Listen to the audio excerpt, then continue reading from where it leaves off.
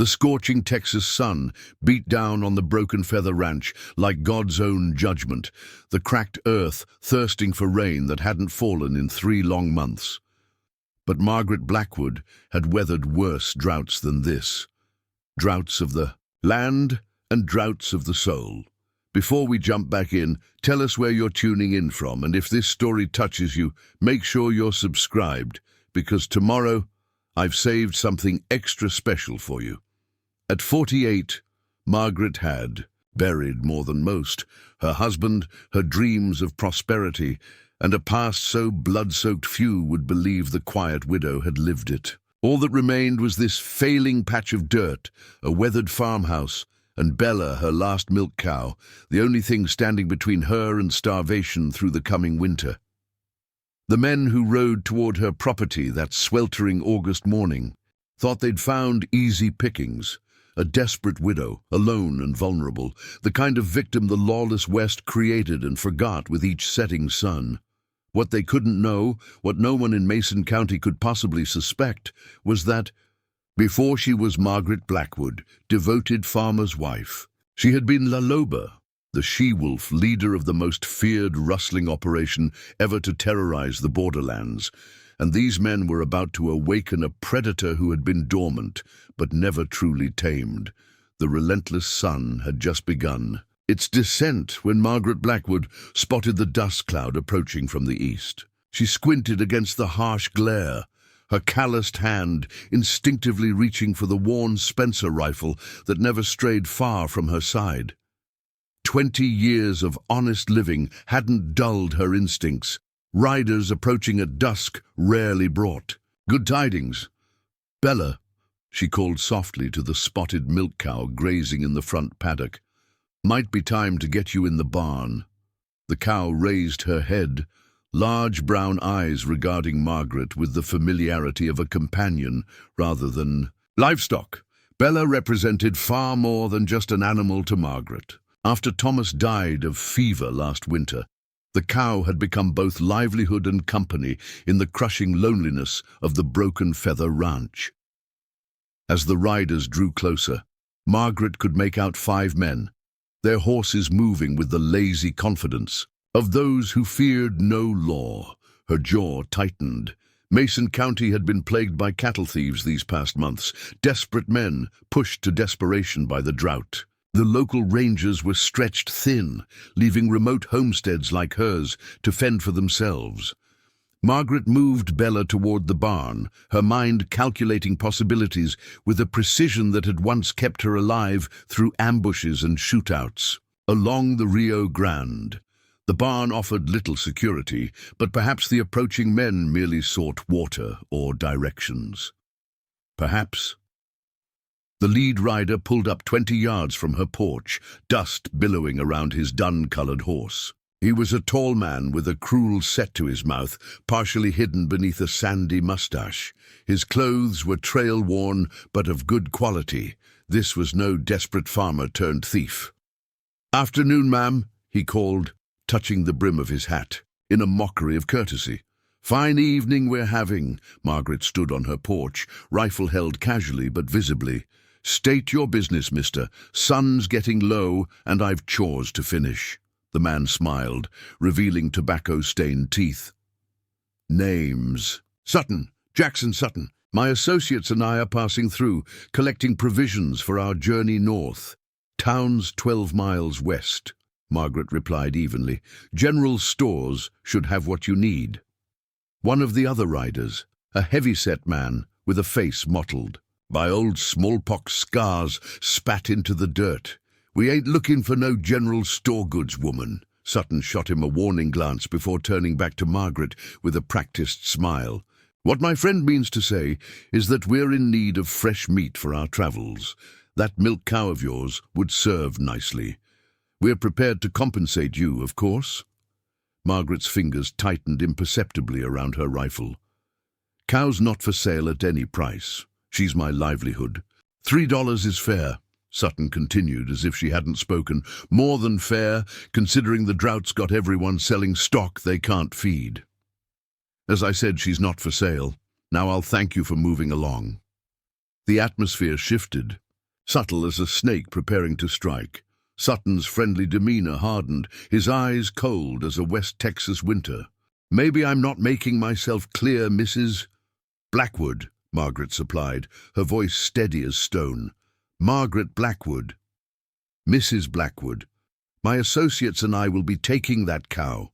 The only choice before you is whether you accept payment and live to buy another when times improve, or—" He let the threat hang in the air between them. The old Margaret, La Loba of the borderlands, would have already put a bullet through Sutton's eye for such insolence. But 20 years of civilization had taught her restraint, if not submission. 5. "Men against one woman for a single milk cow," she observed, her tone deceptively mild.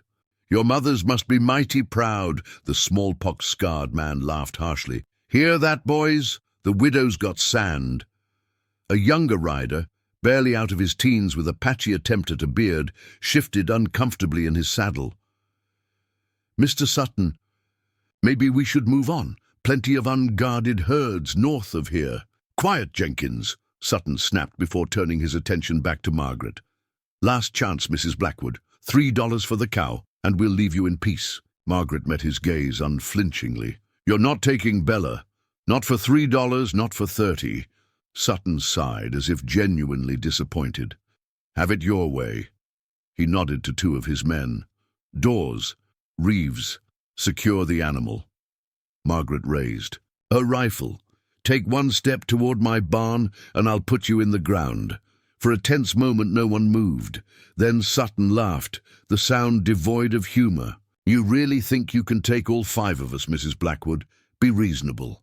"Don't need to take all 5, Margaret replied calmly. "Just you, Mr. Sutton. Rest of these boys strike me as followers, not leaders. Without you, they'll scatter, like quail." Something in her voice, the absolute certainty, the lack of fear, made Sutton study her more carefully. For 20 years, Margaret had worked to bury La Loba beneath layers of respectability and routine. But in moments of danger, something of the old predator still showed in her eyes. Whatever Sutton saw made him hesitate, but only briefly. His pride wouldn't allow him to back down before his men. With deliberate slowness, he drew his revolver. "Last warning, widow. Lower that scattergun and—" The crack of Margaret's rifle split the evening air. Sutton's hat flew from his head. A neat hole punched through its crown. His horse reared in panic, nearly unseating him. "That was your last warning," Margaret stated, flatly. "Next one goes through your skull." The teenage rider Jenkins had drawn his pistol reflexively, but looked more terrified than threatening. The others froze, reassessing the situation. "She's bluffing," hissed the smallpox-scarred man. "She can't reload that rifle before we cut her down." What he couldn't see from his position was the Colt Peacemaker partially hidden by Margaret's skirts, ready for her right hand the moment the rifle served its purpose. Sutton, however, sensed the shifting odds. He'd expected easy prey and found a scorpion instead. "We'll be moving on, Mrs. Blackwood. But these parts can be dangerous for a woman alone. Accidents happen. Fires start. Would be a shame if you're still on my property in 10 seconds, Mr. Sutton. The buzzards will be picking your bones." "Clean by morning?" Margaret's voice carried the absolute authority of someone accustomed to giving life-or-death commands. "1!" Sutton's face contorted with rage. "You've made a mistake today, widow." 2. "Let's go, boys," Sutton finally ordered, wheeling his horse around. "The cow ain't worth the trouble." Margaret continued counting steadily as they rode away, her rifle trained on Sutton's back until they disappeared over the rise. Only when the dust cloud had faded did she lower the weapon, her hands betraying the slightest tremor, not from fear, but from the effort of restraint. 20 years ago, she would have killed Sutton without hesitation, and would have hunted down his men one by one through the borderlands. 20 years of trying to be something else, someone else, had changed her. But not perhaps as much as she'd believed. Margaret checked on Bella, stroking the cow's soft muzzle. "They'll be back," she murmured, "and not just for you." In the fading light, she secured the barn and returned to her cabin. From beneath the loose floorboard under her bed, she retrieved a battered tin box. Inside lay mementos of another life. A silver-plated revolver with elaborate engravings, newspaper clippings in Spanish detailing the exploits of a notorious rustling gang, and a faded daguerreotype of a much younger Margaret surrounded by hard-eyed men, her expression cold and commanding. Margaret ran her fingers over the image. She had been 28 then, at the height of her power, when the name La Loba sent chills through the borderlands. Before Thomas, before redemption, before she'd buried that life beneath the quiet existence of Margaret Blackwood, respectable widow. She returned the box to its hiding place, but kept the engraved revolver. Some ghosts couldn't stay buried forever. As expected, they came that night. Not for Bella this time, for retribution. Margaret was waiting. The moment she'd seen Sutton's eyes, she'd known his type. A man whose pride wouldn't allow a woman to best him, especially publicly before his men. He would return, and he would intend to make an example of her. Preparing and narrating this story took us a lot of time, so if you are enjoying it, subscribe to our channel. It means a lot to us. Now back to the story.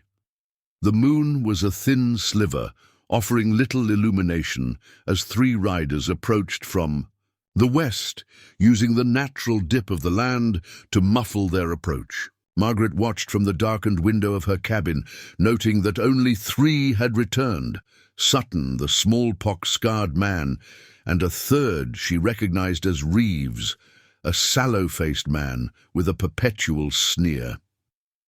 The Jenkins boy and the fifth man were notably absent. Perhaps the boy had found his conscience, or perhaps Sutton had decided fewer witnesses were preferable for what he planned. They dismounted 100 yards out, leaving their horses ground-tied in the scrub.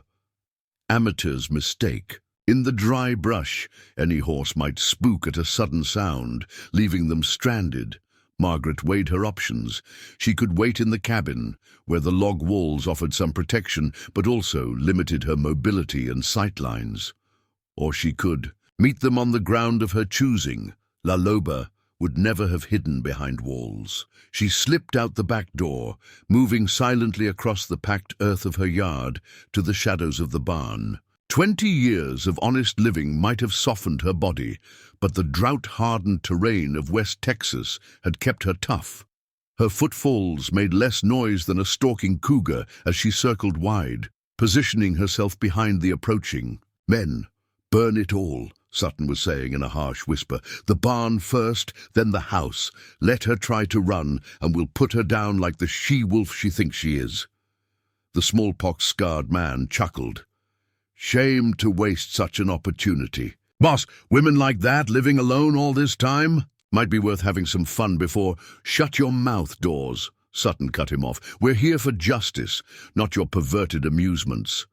Justice. Margaret nearly laughed at the irony. Men like Sutton always clothed their wounded pride in nobler terms. She waited until they separated, Sutton heading for the cabin while the others moved toward the barn with coal oil lanterns. The moment they were sufficiently distant from each other, she made her move. Reeves heard her a second too late. By the time he turned, Margaret had already pressed the muzzle of her revolver against the base of his skull. "Drop the lantern," she whispered. Gently, he hesitated, and she pressed harder. "Drop it or join your ancestors." The lantern settled softly onto the dirt. Margaret relieved him of his gun with practiced efficiency. "Walk to the water trough. Hands where I can see them." Once there, she brought the butt of her revolver down on the base of his skull, hard enough to render him unconscious, but measured to avoid killing him. La Loba would have slit his throat without hesitation, but Margaret Blackwood had made promises to Thomas, to herself, to God. One down, two remaining. Dawes, the smallpox-scarred man, was approaching the barn from the opposite side, lantern swinging carelessly in his hand. Margaret tracked his movements, calculating the right moment to intercept. A floorboard creaked in the cabin. Sutton was already inside. Margaret made a split-second decision. The barn and Bella could be rebuilt. Her own life, once taken, was gone forever. She changed course, moving swiftly and silently toward her home. Through the window she could make out Sutton's silhouette as he moved through her darkened living room, pistol drawn, searching for her. She considered shooting him through the glass, but dismissed the thought. Too easy for him to hear the approach, too hard to ensure a kill shot through the distorting pain. Instead, she circled to the back door she'd left slightly ajar. Sutton was now in her bedroom, rifling through her possessions, likely seeking valuables to steal after he'd finished his justice. Margaret waited, still as death, until he emerged from the bedroom. Then she stepped into the doorway, a revolver leveled at his chest. "Looking for me, Mr. Sutton." He froze, then slowly raised his hands, his own pistol still clutched in his right. "Mrs. Blackwood, seems we both misjudged the situation. Put the gun down. Now, let's be reasonable.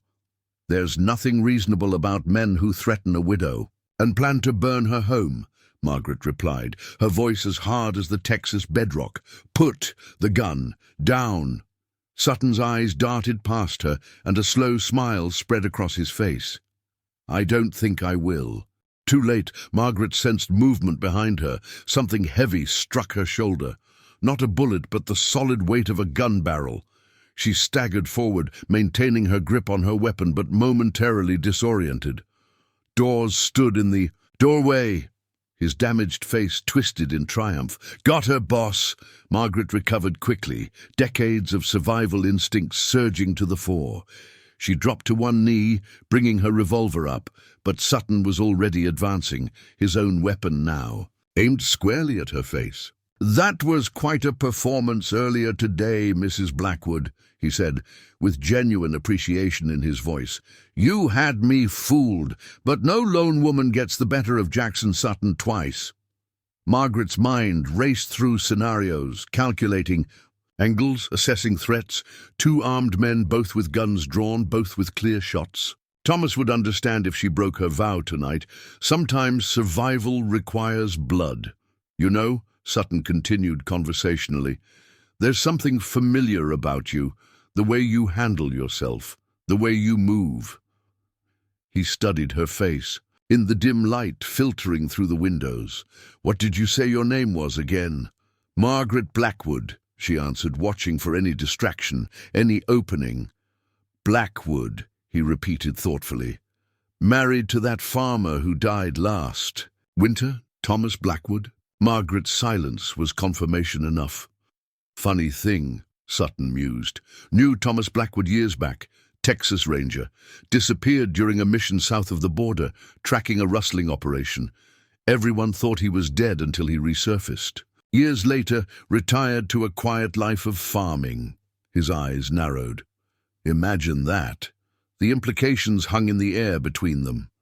If Sutton knew Thomas had been a ranger, he might well know other details, including who Thomas had been hunting when he disappeared. "What exactly are you suggesting, Mr. Sutton?" Margaret asked, playing for time as she assessed her dwindling options. "I'm suggesting, Mrs. Blackwood, that perhaps your husband brought back more than just himself from Mexico." Sutton's smile widened. "I've heard stories about a woman down there. They called her La Loba, the she-wolf, ran the most efficient rustling operation the borderlands had ever seen. Dozens of men under her command. Thousands of heads of cattle moved north. Rangers, federales, bounty hunters all failed to catch her." Margaret kept her expression neutral, though her pulse quickened. No one in Mason County knew that history. She and Thomas had been careful, starting fresh where no one knew their pasts. "Interesting story," she replied evenly. "What happened to this she-wolf?" "Vanished," Sutton said, "about the same time Ranger Blackwood reappeared. Some say he killed her, others say—" He studied her face intently. "Others say she was clever enough to realize the game was changing, that the frontier was closing, that perhaps she'd made enough money to disappear, start fresh." Dawes shifted impatiently. "What's this got to do with anything, boss? Let's just finish her and take the cow." "Patience, Dawes," Sutton chided, never taking his eyes off Margaret. "I'm just trying to understand who exactly we're dealing with." His smile turned predatory. "Because if my suspicions are correct, we may have stumbled onto something far more valuable than a milk cow." Margaret remained silent, calculating. The revelation that Sutton might know, or suspect, her true identity changed everything. This was no longer about a stolen cow or wounded pride. If word spread about who she had been, everything she and Thomas had built would crumble. There were still bounties on La Loba's head in 3 states and 2 countries. More importantly, there were old enemies who would cross oceans to find her if they knew she was alive. "You've got quite an imagination, Mr. Sutton," she finally said, "but I'm just a widow trying to survive." "We'll see." Sutton gestured with his pistol. "On your feet. We're going to have a longer conversation somewhere more private. Then you'll tell me exactly who you are and where you've hidden your money. La Loba wouldn't have walked away empty-handed." As Margaret slowly rose, a sound outside caught their attention, the distinctive pump of a shotgun being readied. "That's far enough, gentlemen." A new voice, authoritative and calm, came from beyond the open door. "Lower your weapons and step away from Mrs. Blackwood." Sheriff Abernathy stood silhouetted in the doorway, the twin barrels of his shotgun unwavering. Sutton's face twisted in fury and surprise. "This doesn't concern you, Sheriff. Private dispute." "Breaking into a widow's home in the dead of night seems mighty public to me." Abernathy's weathered face betrayed no emotion, but his eyes were hard. "Weapons down. Now." For a tense moment, Margaret thought Sutton might risk it, but survival instinct won out. He slowly lowered his pistol. Dawes, however, was slower to comply. His eyes darted between the sheriff and Margaret, the lantern light catching the pockmarks on his face, making them appear deeper, more sinister. "Dawes," Sutton warned, reading his companion's intent. "Don't." Too late. Dawes swung his weapon toward Abernathy. 2 shots rang out simultaneously, the sheriff's shotgun and Margaret's revolver. Dawes crumpled to the floor, blood pooling beneath him. Sutton dropped his own weapon entirely, hands raised high. "Didn't have to end this way," Abernathy said grimly, keeping his shotgun trained on Sutton. "Mrs. Blackwood, are you all right?" Margaret nodded, lowering her revolver. "I am now, Sheriff. Thank you for your timely arrival." "Thank your cow," Abernathy replied, with the ghost of a smile. "Spotted her wandering loose near the road. Figured something must be wrong for you to leave your gate open." Bella. In the commotion, the cow must have pushed through the unlatched barn door. Margaret's eyes stung unexpectedly. The very animal Sutton had come to steal had inadvertently saved her. As Abernathy secured Sutton with handcuffs, the outlaw's eyes remained fixed on Margaret, calculation and suspicion evident in his gaze. "This isn't over," he murmured, as the sheriff led him past her. "I know who you are, and once word spread—" "That's enough out of you," Abernathy cut him off, giving him a none-too-gentle shove toward the door. Margaret watched them go, Sutton's threat echoing in her mind. After the sheriff departed with his prisoner and Dawes's body, she stood alone in her cabin, the adrenaline slowly fading, leaving her drained. She returned to the bedroom and once again retrieved the tin box from beneath the floorboards. The revolver inside gleamed in the lantern light, its silver engravings telling a story few would believe. The story of a woman who had ruled the borderlands with cunning and iron will. La Loba had been many things. Ruthless, calculating, feared, but never naive. Sutton was right about one thing. This wasn't over. Once word spread of his suspicions, others would come. Lawmen seeking old bounties, former rivals seeking revenge, treasure hunters seeking the fortune La Loba was rumored to have hidden. The peaceful life she had built with Thomas. The quiet existence she had maintained after his death, all of it balanced now on the fragile thread of a secret 2 decades old. Margaret closed the box but didn't return it to its hiding place. Instead, she began gathering essentials: food, ammunition, clothing. By dawn, she would need to be gone, at least temporarily. She needed information, needed to know how much Sutton actually knew and who he might have already told.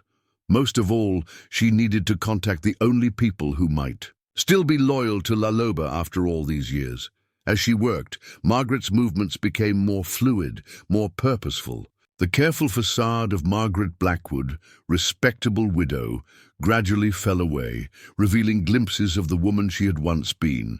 The woman who had commanded dozens of loyal rustlers, outsmarted the finest trackers of 2 nations, and built an empire in the lawless borderlands. La Loba was awakening, and God help anyone who threatened what was hers.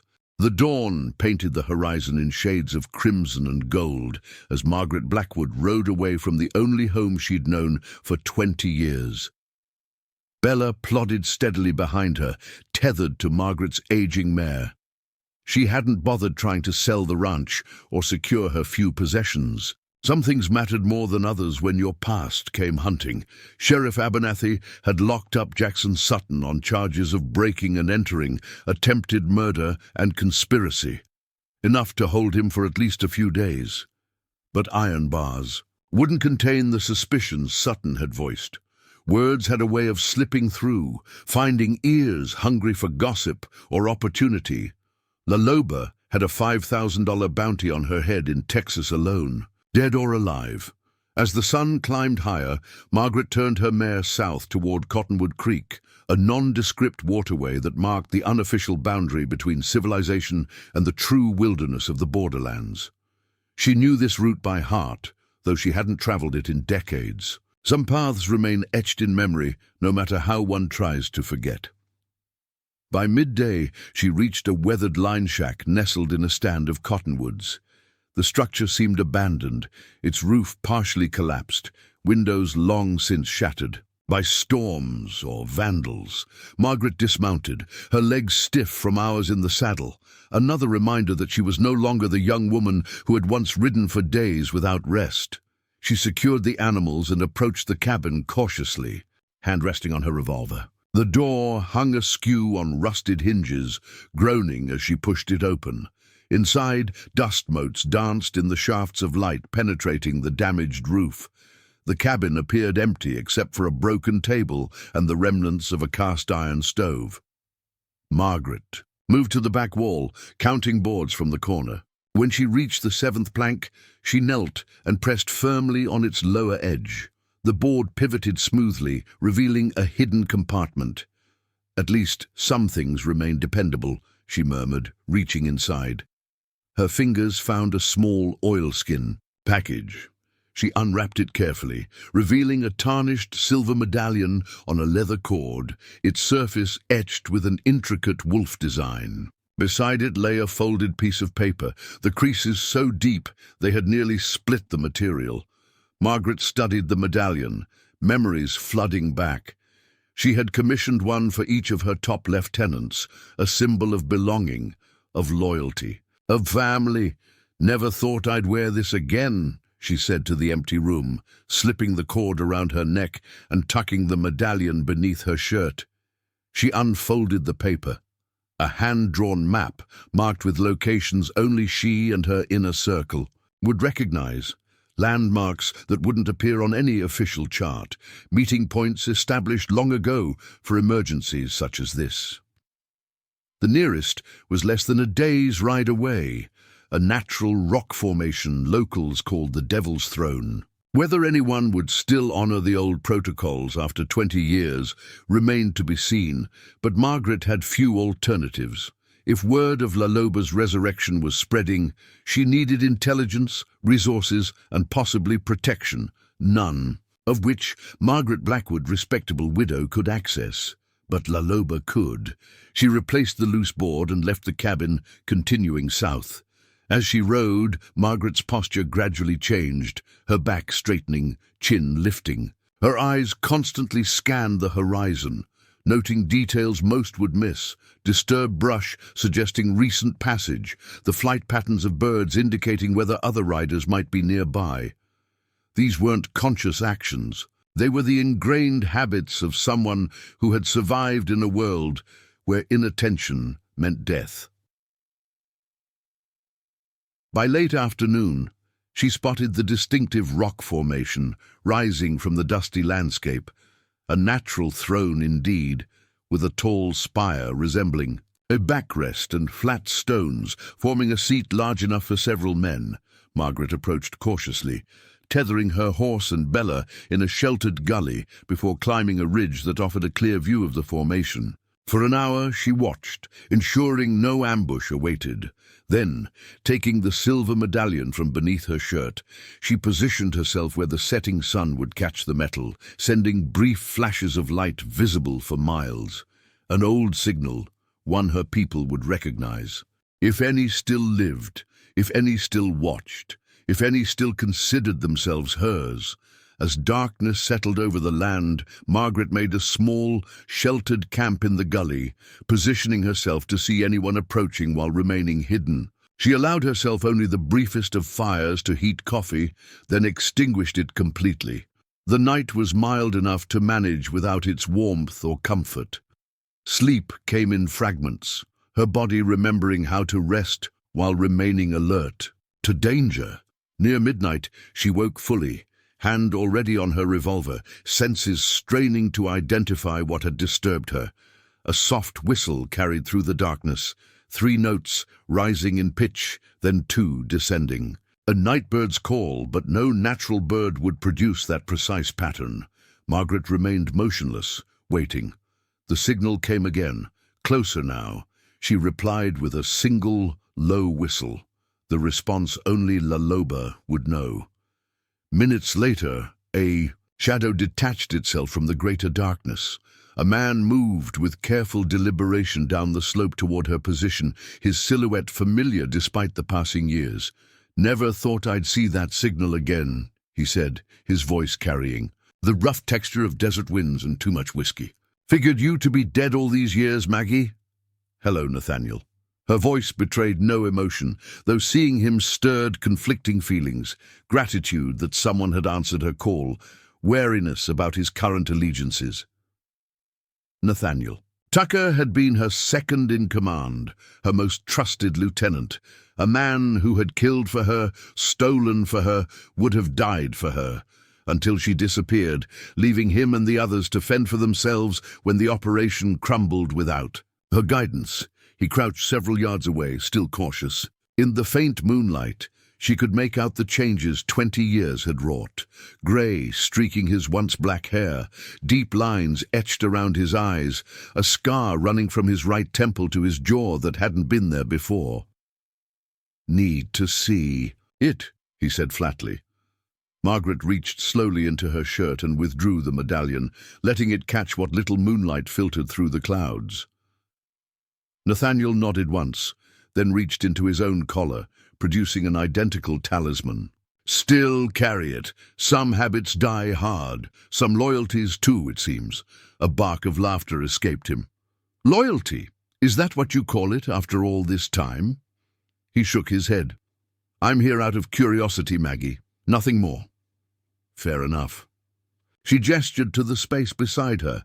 "Join me anyway, for old time's sake." After a moment's hesitation, Nathaniel settled himself cross-legged on the ground, maintaining a careful distance. 20 years, Maggie. Not a word. Most figured the Rangers finally got you. Others thought you'd take the money and run to California, or maybe back east. It's a long story. I've got time. Margaret studied him in the darkness, weighing how much to reveal. Trust had to be earned anew. Too much had happened. Too many years had passed. "Thomas Blackwood," she began, watching for his reaction. "Texas Ranger." Nathaniel's face hardened instantly. "The one who infiltrated us. Claimed to be a horse trader from Kansas." "The same." Margaret kept her voice neutral. He was sent to bring me in. Instead, you disappeared. So did he. Nathaniel's eyes narrowed. Always wondered about that timing. He caught me, Margaret admitted. Had me dead to rights. Could have collected the bounty, made captain on the reward alone. But he didn't. No. The memory surfaced. With surprising clarity, Thomas, revolver aimed at her heart, his blue eyes troubled, as he listened to her explain why she'd built her operation, how she'd protected her people, the code she enforced even among thieves. He made a different choice. Nathaniel waited, silent, for her to continue, offered me a deal, walk away from the operation, from the life, start fresh, someplace far from the border. In exchange, he'd report me dead, killed in a shootout. No, one would come looking, and you agreed. Disbelief colored Nathaniel's voice. Just like that. Abandoned everything you built, everyone who depended on you. The accusations stung, though she'd anticipated it. You all had your shares, enough to start new lives if you chose. Money wasn't the point, Maggie. We were a family. You were our... He seemed to search for the right word. Mother Wolf. Margaret suggested a hint of irony in her tone. Leader, Nathaniel corrected firmly, the only one many of us ever truly respected. They sat in silence for a moment, the weight of the past settling between them. Why did you really agree to his deal? Nathaniel finally asked. The Maggie I knew would have put a bullet in that ranger and disappeared across the border. Margaret considered the question, one she'd asked herself many times over the years. I was tired, she admitted. Tired of running, tired of violence. The operation was growing too large, attracting too much attention. The frontier was changing. Law was coming, whether we liked it or not. So you surrendered. I survived, she countered, adapted, found a different life. Nathaniel made a non-committal sound. And the ranger, Blackwood, what happened to him in this new life of yours? I married him. Margaret delivered the statement plainly, watching Nathaniel's reaction. His surprise was evident even in the darkness. You married the man sent to hunt you down? Stockholm Syndrome, Maggie? She laughed softly. Nothing so dramatic. We traveled together after leaving the border. Weeks on the trail, just the two of us. Came to an understanding. He saw more in me than just Laloba. I saw more in him than just a ranger. Touching, Nathaniel commented, sarcasm evident. And now he's what? Decided to turn you in after all? He's dead, Margaret replied flatly. Fever took him last winter. Nathaniel fell silent, perhaps recognizing genuine grief in her voice. When he spoke again, his tone was marginally softer. So, why the signal, Maggie? Why now, after all this time? A man named Jackson Sutton. Him and his gang tried to steal my cow yesterday. Nathaniel's eyebrows rose. You signaled your old lieutenants because someone tried to rustle a single cow? Times have changed indeed. It's not about the cow. Margaret leaned forward slightly. Sutton recognized me. Or suspects, at least. Knew things about Laloba, about Thomas's ranger work. Said once word spreads. Understanding dawned in Nathaniel's eyes. Bounty hunters, law, old enemies. Margaret nodded. I need information. Need to know who else might remember, who might care after all this time. Need to know if I should run or stand and fight. Nathaniel studied her for a long moment. What makes you think I'd help you, after you abandoned us? Because you answered the signal, she replied simply. Because you kept the medallion. Because whatever happened 20 years ago, we were family once. He looked away, his profile harsh in the faint moonlight. Most are gone now. Miguel died in a shootout with Rangers 5 years after you left. Carlos drank himself to death in El Paso. Esther married a rancher near Tucson, has grandchildren now. The names brought faces to Margaret's mind, people who had ridden with her, trusted her, followed her into danger countless times. The knowledge of their fates, particularly those who had died, settled like stones in her chest. And you? She asked quietly. Nathaniel's mouth twisted in a humorless smile. Went straight, mostly. Got a small spread near Presidio. Nothing fancy, but it's mine. No one bothers me, I don't bother them. He paused. Still keep an ear to the ground, though. Old habits. And what are those ears telling you now? About Sutton? Jackson Sutton, Nathaniel mused, rubbing his jaw thoughtfully. Name's familiar. Part of the Clayton outfit, I believe. Hired guns, mostly, though they dabble in rustling when opportunities arise. Would he know about La Loba, the details he mentioned? Possibly. Those stories never quite died out. Became something of a legend in these parts, the woman who outfoxed Rangers and Federales for years, who built the most efficient operation the border ever saw. Nathaniel glanced at her. Some still speculate about what happened to all that money. Margaret frowned. What money? The fortune La Loba supposedly hid away. Thousands in gold and silver, payment for all those cattle moved north. His eyes narrowed. You're saying there wasn't a hidden cache somewhere?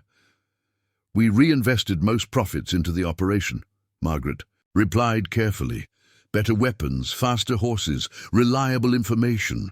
The rest was distributed among the team. She paused. I didn't keep a hidden fortune, Nathaniel. He studied her face, trying to determine if she was telling the truth. If you say so, Maggie. But that's not what the stories claim. And if Sutton believes those stories, he'll come looking for more than just a milk cow, Margaret finished grimly. And he won't be alone. Nathaniel shifted, wincing slightly as he straightened a stiff leg. If word spreads that La Loba is alive, living as a widow in Mason County, well, there are still those with scores to settle. Ranchers who lost herds to us. Lawmen who built careers chasing your ghost. What about the old team? Besides those you mentioned, any still around who might help or harm? Nathaniel considered this. Franklin's a sheriff now, if you can believe it. Down in Presidio County. Turned his back on the old life completely. Wouldn't help you, but probably wouldn't hunt you either, as long as you stayed clear of his jurisdiction. And Wilson. He always was the most loyal. A shadow crossed Nathaniel's face. Best not seek him out, Maggie. Why? What happened to him? He took your disappearance hardest of all. Spent years looking for you, convinced you'd been betrayed, killed. When he finally accepted, you were gone. Nathaniel trailed off. Let's just say he found other loyalties, dangerous ones. Margaret absorbed this information, trying to picture the quiet, steady man who had been one of her most reliable lieutenants, transformed into someone Nathaniel deemed dangerous. Meaning? Runs with the Cortez gang now. They control most smuggling from Juarez to Chihuahua. Brutal outfit. No code, not like we had. Nathaniel's expression darkened. Wilson's their enforcer. Has a reputation that would make even the old La Loba think twice. The news disturbed Margaret more than she cared to admit. Wilson had been gentle once, despite his size and strength. A man who preferred talking to fighting, who treated the horses with extraordinary care, who had once risked his life to save a child caught in the crossfire during a territorial dispute. Hard to imagine, she murmured. People change, Maggie. 20 years is a long time. Indeed it was. Looking at Nathaniel, her once fiercely loyal second-in-command, now regarding her with guarded wariness, drove that point home powerfully. What about you? She asked directly. Where do you stand? In all this, if word gets out about me? Nathaniel took his time answering. I don't hunt former friends, he said finally, but I don't put my neck on the line for those who abandon me either. Fair enough, Margaret thought. More than she deserved, perhaps. I need somewhere to regroup, she said. Somewhere safe, just for a few days. Time to decide my next move. For a long moment, Nathaniel didn't respond. Then he sighed, A sound of resignation mingled with something like faded affection. Got a line shack on the southern edge of my property. Hasn't been used in years. Not comfortable, but it's solid. Stocked with some basic provisions. It was more than Margaret had dared hope for. Thank you. Don't make me regret it, he replied, gruffly. And don't stay more than a week. Beyond that, you're on your own. Understood. Nathaniel rose stiffly, brushing dust from his trousers. I'll ask around carefully, see what whispers might be circulating about La Loba or Margaret Blackwood. He gave her an appraising look. For now, though, you might consider changing your appearance. That red hair of yours is too distinctive, even with the grey coming in. Margaret touched her braid self-consciously. Once her most striking feature, her copper-red hair had faded over the years, streaked with silver at the temples. Still, Nathaniel was right. Anyone with a description of La Loba would look for a red-haired woman. I'll handle it, she promised. He nodded, then hesitated before speaking again. Was it worth it, Maggie? Walking away? The quiet life? The question caught her off guard with its earnestness.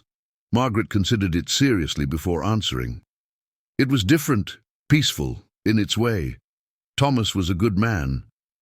A faint smile touched her lips, though I suspect he always slept with one eye open, even after all those years. Smart man, yes. He understood what I was, accepted it, even while hoping I'd become something else. Her expression sobered. For a long time I thought I had. Become someone new, I mean. Margaret Blackwood, respectable rancher's wife. But now La Loba is awake again, Nathaniel finished for her. Perhaps she never truly slept, Margaret admitted quietly. Nathaniel studied her in the darkness, his expression unreadable. For what it's worth, you were something special, Maggie. Built something none of us could have managed alone. The operation had a code, had honor in its way. His voice hardened slightly. Don't excuse what you did disappearing like that, but it explains why I'm helping you now. With that, he gave her directions to the line shack, detailed enough that she could find it even in unfamiliar territory. Before departing, he hesitated once more. One last thing. If you're determined to handle this situation yourself, there's someone you should talk to in Presidio. Woman named Clara Hawkins runs the Spotted Dog Saloon. Who is she? Someone with her ear to the ground, someone who remembers La Loba with something like respect. A ghost of a smile touched his weathered face. Someone who might still have some of that legendary fortune everyone thinks you hid away. With that cryptic statement, Nathaniel faded into the darkness, leaving Margaret with more questions than answers, but also with something she hadn't expected to find. A tenuous connection to her former life, and perhaps the beginnings of a path forward. As dawn approached, Margaret broke camp and headed southwest, following Nathaniel's directions. Her mind worked through everything she'd learned, cataloguing threats, assessing options. The widow Margaret Blackwood might have fled danger, sought protection from the law despite the questions that would raise, but La Loba had never run from a fight, had never allowed threats to herself or those under her protection to go unanswered.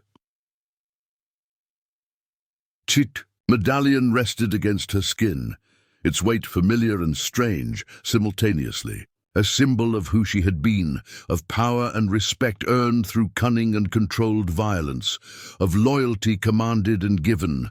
20 years ago, she had set that identity aside willingly, believing it necessary for survival. Now, survival might demand its return. As the sun rose fully, painting the landscape in stark light and shadow, Margaret Blackwood rode toward an uncertain future. The ghost of La Loba rising within her with each passing mile. Whether that resurrection would prove her salvation or her destruction remained to be seen. But one thing was certain. Jackson Sutton and his men had unknowingly awakened something far more dangerous than a simple widow defending her homestead. They had roused a legend, and legends, Margaret knew from bitter experience, had teeth. Nathaniel's line shack clung to the edge of a limestone ridge overlooking a narrow valley, its weathered boards bleached silver-grey by decades of harsh sun. To most eyes, it would appear abandoned, just another forgotten remnant of the frontier's constant push westward. For Margaret, it was perfect, defensible, with clear sightlines in all directions and multiple escape routes. She spent the first day securing the perimeter, establishing habits that had kept her alive during her years as La Loba. Trip wires with attached tin cans near likely approach paths. A carefully positioned mirror to catch movement from the valley below. Bella and her mare stabled in a natural limestone hollow behind the shack, hidden from casual observation. Only when she was satisfied with the security measures did Margaret allow herself to truly assess her situation. Food and water were sufficient for a week, just as Nathaniel had promised. Her ammunition, however, was limited, 20 rounds for the revolver, 16 for the rifle. If serious trouble found her, it wouldn't be enough. On the second morning, Margaret stood before a cracked mirror inside the shack, studying her reflection critically. Nathaniel had been right about her hair, too distinctive, too memorable. She unwound her braid, letting the copper and silver tresses fall past her shoulders. "Been a long time since anyone but Thomas saw this," she murmured to the empty room. From her saddlebag, she removed a pair of shears and a small bottle of black walnut stain she'd purchased years ago for treating leather.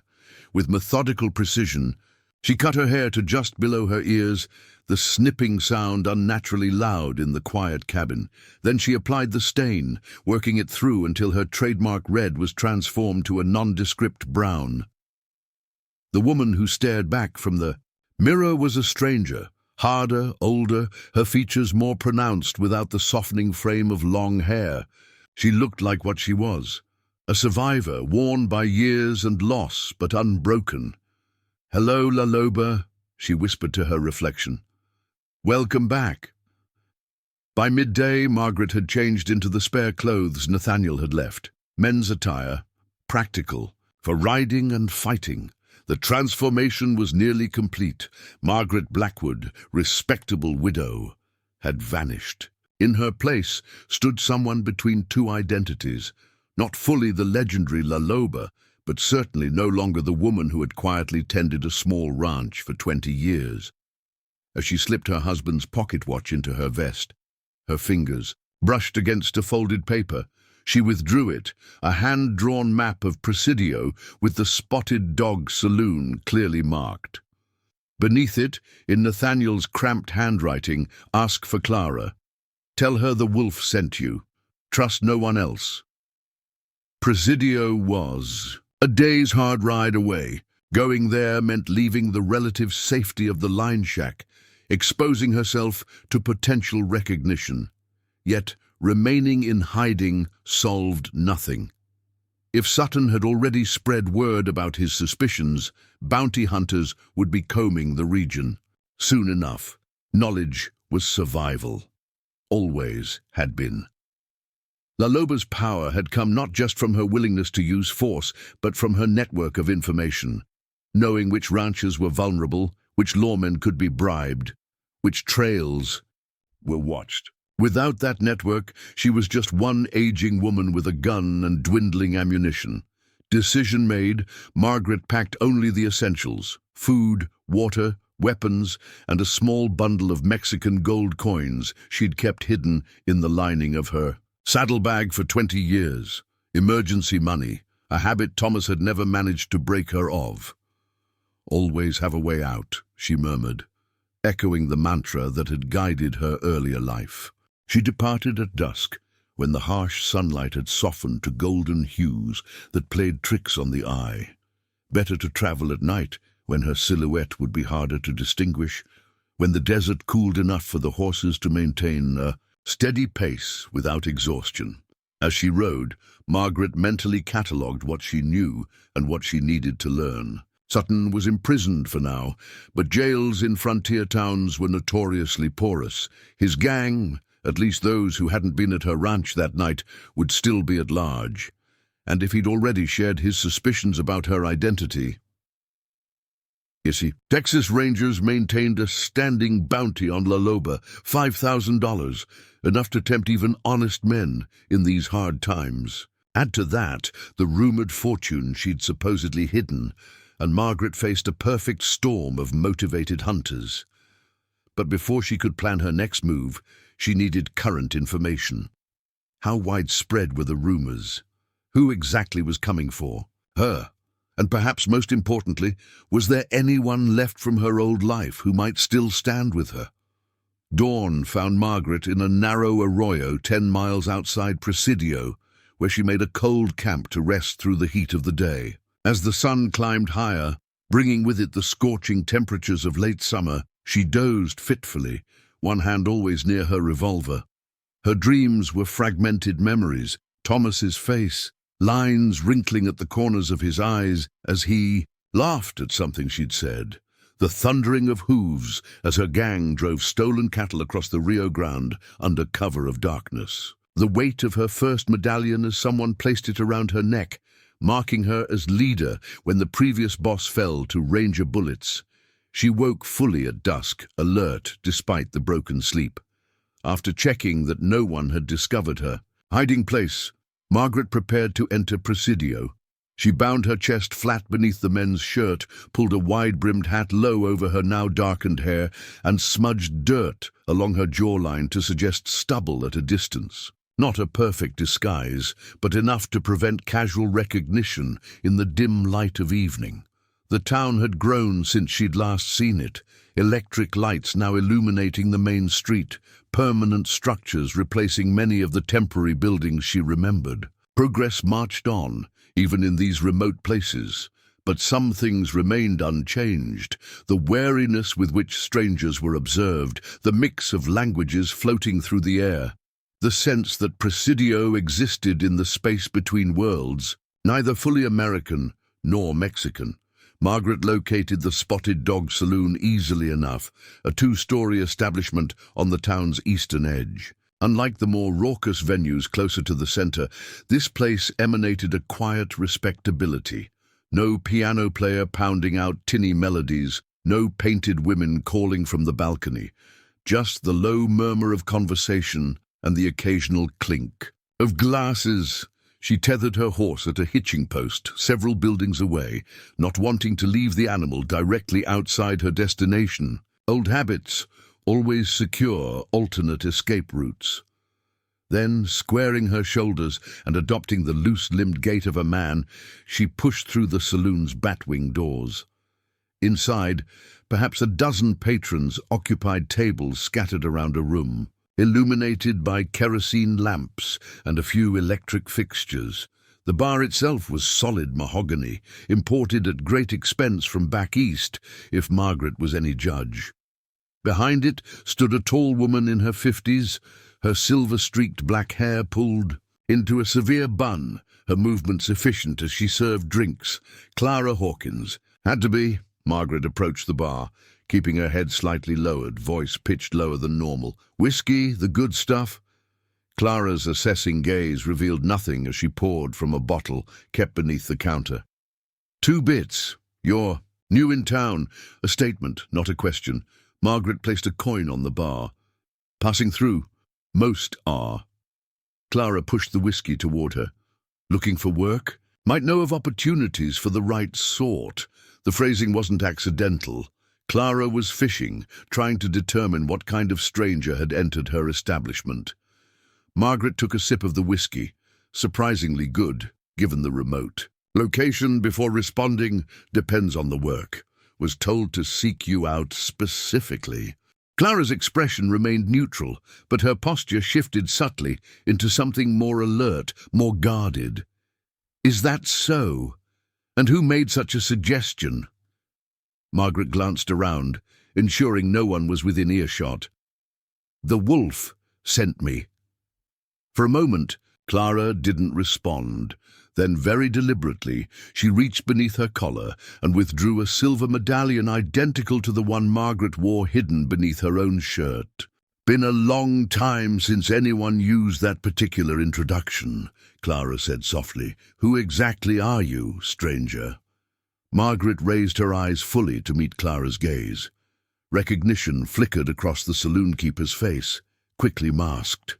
Without a word, Clara inclined her head toward a door behind the bar. "Tony!" she called to a young man serving tables. "Watch things for a spell." Clara led Margaret through the door into a small office, sparsely furnished with a desk and 2 chairs. A loaded shotgun hung on the wall within easy reach. Once the door closed behind them, Clara crossed her arms, studying Margaret with open suspicion. "If you're who I think you are, you've got the nerve showing your face anywhere near the border." Margaret removed her hat, revealing her shorn, darkened hair. "Hello, Clara. It's been a long time." Clara Hawkins, formerly Clara Mendez, had been one of La Loba's most valuable assets, though never officially part of the gang. As the wife of a customs official, she had provided crucial information about patrol schedules and inspection routines, enabling the rustling operation to move cattle across the border undetected. 20 years, Clara replied flatly. 20 years of silence, and now you appear at my door. Why? Nathaniel suggested I seek you out? Of course he did. Clara's mouth tightened. That man never could fully let go of the past. I've built something. Here's something legitimate. I don't welcome ghosts. Margaret nodded. I understand. I'm not here to disrupt your life, Clara. Just seeking information. Information, Clara laughed without humor. That always was your true currency, wasn't it? More valuable than gold or guns. Some things don't change. Clara studied her for a long moment, then sighed. What do you want to know? A man named Jackson Sutton recognized me, or suspects at least. He's temporarily in custody, but once word spreads about La Loba resurfacing, you'll have every bounty hunter from here to St. Louis on your trail, Clara finished grimly. The reward up to 7,000 now, dead or alive. 7,000? Margaret's eyebrows rose. Inflation's been kind to my reputation. This isn't a joke, Clara snapped. Do you have any idea how much damage control we had to do after you vanished? How many of us spent years looking over our shoulders, wondering if you'd turned evidence in exchange for amnesty? The accusations stung. I never betrayed anyone. No? Then where were you when the Rangers rounded up Miguel? When they hanged Carson? In front of the courthouse in El Paso? Margaret had no answer. Thomas had kept such news from her in those early years, knowing how it would affect her. By the time she learned the fates of her former associates, it had been too late to do anything but mourn privately. I'm sorry, she said finally. Truly. But right now, I need to know who might come after me, and how quickly. I need to protect myself. Clara's expression remained hard, but something in her posture softened slightly. Practical as ever. Fine. What exactly did this Sutton fellow say? Margaret recounted the confrontation at her ranch, including Sutton's specific references to La Loba and Thomas's ranger work. When she finished, Clara looked troubled. He knows too much for coincidence. Someone's been talking. That's my assessment. As well, question is, who? Most who knew both sides of that story are dead. Clara crossed to a cabinet, withdrew a bottle of tequila and 2 glasses. She poured generous measures into each before responding. There's an old ranger in town, retired, name's Fletcher, lost an arm chasing your gang back in '63. Margaret remembered him, a tenacious lawman who'd nearly caught them during a crossing near Eagle Pass. He's still alive. Very much so, and still bitter about the one that got away. Clara pushed a glass toward Margaret. He drinks here sometimes. Tells stories about the famous La Loba to anyone who'll listen. Most think they're just tall tales from a one-armed old man, but if someone was specifically researching me, Fletcher would be a natural source, Clara confirmed. And from what you've said, this Sutton character seems to have done his homework. Margaret. absorbed this information, piecing together implications. So Sutton learns about La Loba from Fletcher, somehow connects those stories to Margaret Blackwood. Why? What prompted him to make that leap? Clara sipped her tequila thoughtfully. That's the question, isn't it? Coincidence seems unlikely. Perhaps someone pointed him in your direction. A chill ran through Margaret, despite the warm evening. You think I was targeted specifically? Not just a random theft attempt? I think, Clara said carefully, that the rumors about your hidden fortune never died out. Some still believe La Loba stashed away thousands in gold before disappearing. There is no fortune, Margaret insisted. Whatever wasn't reinvested in the operation was distributed among the gang. Clara's expression suggested skepticism. So, you've said, but legends have a way of growing over time. The story now claims you hid upwards of 50,000 in gold somewhere in the Chisos Mountains. 50,000? Margaret couldn't help but laugh. Our entire operation never saw that. Kind of money, even at its peak. Truth rarely interferes with a good story. Clara leaned forward. But here's what concerns me. 2 months ago, a man came through town asking questions about La Loba, not Fletcher's usual audience. This was someone educated, methodical. He spoke with the old ranger for hours, took notes. Description: tall, well-dressed, city man by his speech and manner. Carried himself like a soldier, though he never said as much.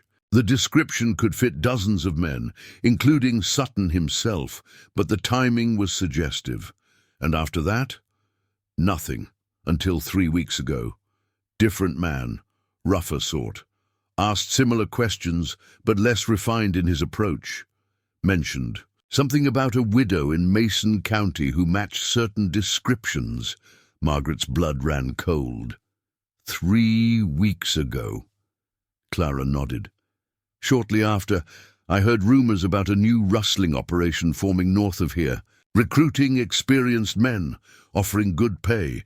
When I made inquiries... She hesitated. The name attached to it was Sutton. The pieces were aligning with disturbing clarity. Someone had deliberately researched La Loba, made the connection to Margaret Blackwood, and then targeted her specifically, not for her cow, but for information about a non-existent fortune. The attempted theft had likely been meant to pressure her, perhaps even kidnap her. I need names, Margaret said firmly. Who else is involved in this operation? How large is it? And most importantly, who sent that first man to research me? Clara's expression turned guarded again. That kind of specific information costs more than old loyalty, Margaret. Of course, nothing was ever truly free, especially in the borderlands. Name your price. There's a shipment coming from Mexico. Medical supplies primarily. The current border situation makes importing them problematic. Smuggling, Margaret. Translated bluntly, you want me to run interference on a smuggling operation? Clara shrugged unapologetically. Call it what you will. The supplies are desperately needed at the hospital in Fort Davis. I've already paid for them. All you need to do is ensure they cross safely. The request was reasonable enough, especially by borderland standards. Medical supplies weren't guns or opium. This was the kind of smuggling that happened daily, necessary because official channels were too slow, too expensive, or too corrupt. When? 3 nights from now. New moon. The crossing point is marked. On this map? Clara withdrew a folded paper from her desk drawer. My usual man had an unfortunate encounter with rangers last week. Currently enjoying government hospitality in Austin. Margaret took the map, studying the marked location. A reasonable crossing point, away from regular patrols but accessible by wagon. And in exchange? Everything I know about Sutton's operation, including the identity of his financial backer, the man who first came asking questions. Clara's eyes narrowed slightly, plus something more valuable. A name and location you'll want very much. Whose? Wilson. Margaret's head snapped up. You know where he is? I know where he'll be 4 nights from now, after your business at... The crossing is concluded. Clara's expression softened fractionally. He's not the man you knew, Margaret. The years haven't been kind. So, Nathaniel mentioned, said he runs with the Cortez gang now. That's putting it mildly. He's Cortez's right hand, his enforcer. Clara hesitated. There are stories about what he's done, brutal stories. Margaret absorbed this, trying to reconcile the gentle giant she'd known with the monster Clara described. Nevertheless, I need to see him. If anyone from the old days might still help me, it would be Wilson. Your funeral, Clara muttered, then drained her glass. One more thing you should know. There's already talk in certain circles about La Loba's return. Nothing specific yet, but whispers. How widespread? Contained for now. But if Sutton escapes custody or manages to get... Word out. Clara let the implication hang in the air. Margaret nodded grimly. Time isn't on my side. It rarely is in our line of work. Clara stood, signaling the end of their conversation. Rest here tonight. There's a room upstairs that doesn't appear in the books. Tomorrow, I'll provide what information I have on Sutton's current operation. In exchange, you'll handle my crossing problem. It was a fair arrangement, better than Margaret had hoped for. Agreed, as Clara led her to a hidden staircase behind. The office. Margaret found herself wondering what Thomas would think of this turn of events. Her straight-arrow ranger husband had accepted her past, but always encouraged her to keep it firmly behind her. Now here she was, making deals with former associates, preparing to facilitate smuggling operations, sliding back into the world she'd left behind as easily as changing clothes. The realization brought no guilt, only a strange sense of homecoming. This was the world she understood, where rules were fluid but codes of honor were ironclad, where survival depended on wit and will rather than law and order. One last question, Margaret said as they reached the hidden room. The medallion. You still wear it after all this time, why? Clara's hand moved unconsciously to where the silver wolf lay beneath her collar. Some loyalties run deeper than disappointment. Some debts can never be fully paid. Her eyes met Margaret's directly. You saved my life once. Saved my daughter's. 2. The fact that you abandoned us later doesn't erase that debt. With that, she left Margaret alone in the sparse room, with its narrow bed and single window overlooking the back alley, a perfect escape route, Margaret noted automatically. As she secured the door and checked the window's latch, Margaret reflected on Clara's words, loyalties, debts. The complex web of obligations and alliances that had defined her earlier life was still intact, if frayed by time and absence. It was a foundation she could potentially rebuild upon, if necessary. Tomorrow would bring more information, more clarity about the threats she faced. For tonight, Margaret allowed herself the luxury of true rest for the first time since Sutton's men had appeared at her ranch. Whatever came next, she would face it with a clearer understanding of the forces aligned against her, and perhaps with allies she'd thought lost forever. La Loba was awakening fully now, her instincts sharpening with each passing hour. The hunter was becoming the hunted, but that equation could be reversed, had been reversed many times in the blood-soaked history of the borderlands. As sleep claimed her, Margaret's last conscious thought was a promise she made to herself. Those who had sought to threaten her would soon learn why La Loba's name had once been whispered in fear throughout the territories. Some legends dimmed with time, others only grew more dangerous. Dawn painted Presidio's adobe buildings in shades of amber and gold as Margaret followed Clara through the town's back alleys. They moved efficiently, avoiding the main streets where early risers might take note of strangers. Clara led with the confidence of someone who knew every shadowed corner and hidden passage in the border town. "In here," Clara murmured, indicating a weathered door set into a high adobe wall. "Fletcher's place." Margaret hesitated. "The ranger. You're taking me directly to him?" Former ranger, Clara corrected. And yes, best information comes from primary sources. Before Margaret could object, Clara rapped a distinctive pattern on the door. 3 quick knocks, pause, 2 more. Moments later, it swung inward to reveal a courtyard garden, surprisingly lush given the harsh desert climate. Beyond stood a modest adobe house, its door open to the morning breeze. In the doorway waited a tall, lean man in his 70s, white hair cropped close to his scalp, empty left sleeve pinned neatly to his shoulder. Despite his age, he stood straight as a cavalry officer, keen eyes taking in Margaret's disguise with obvious skepticism. "This your business associate, Clara?"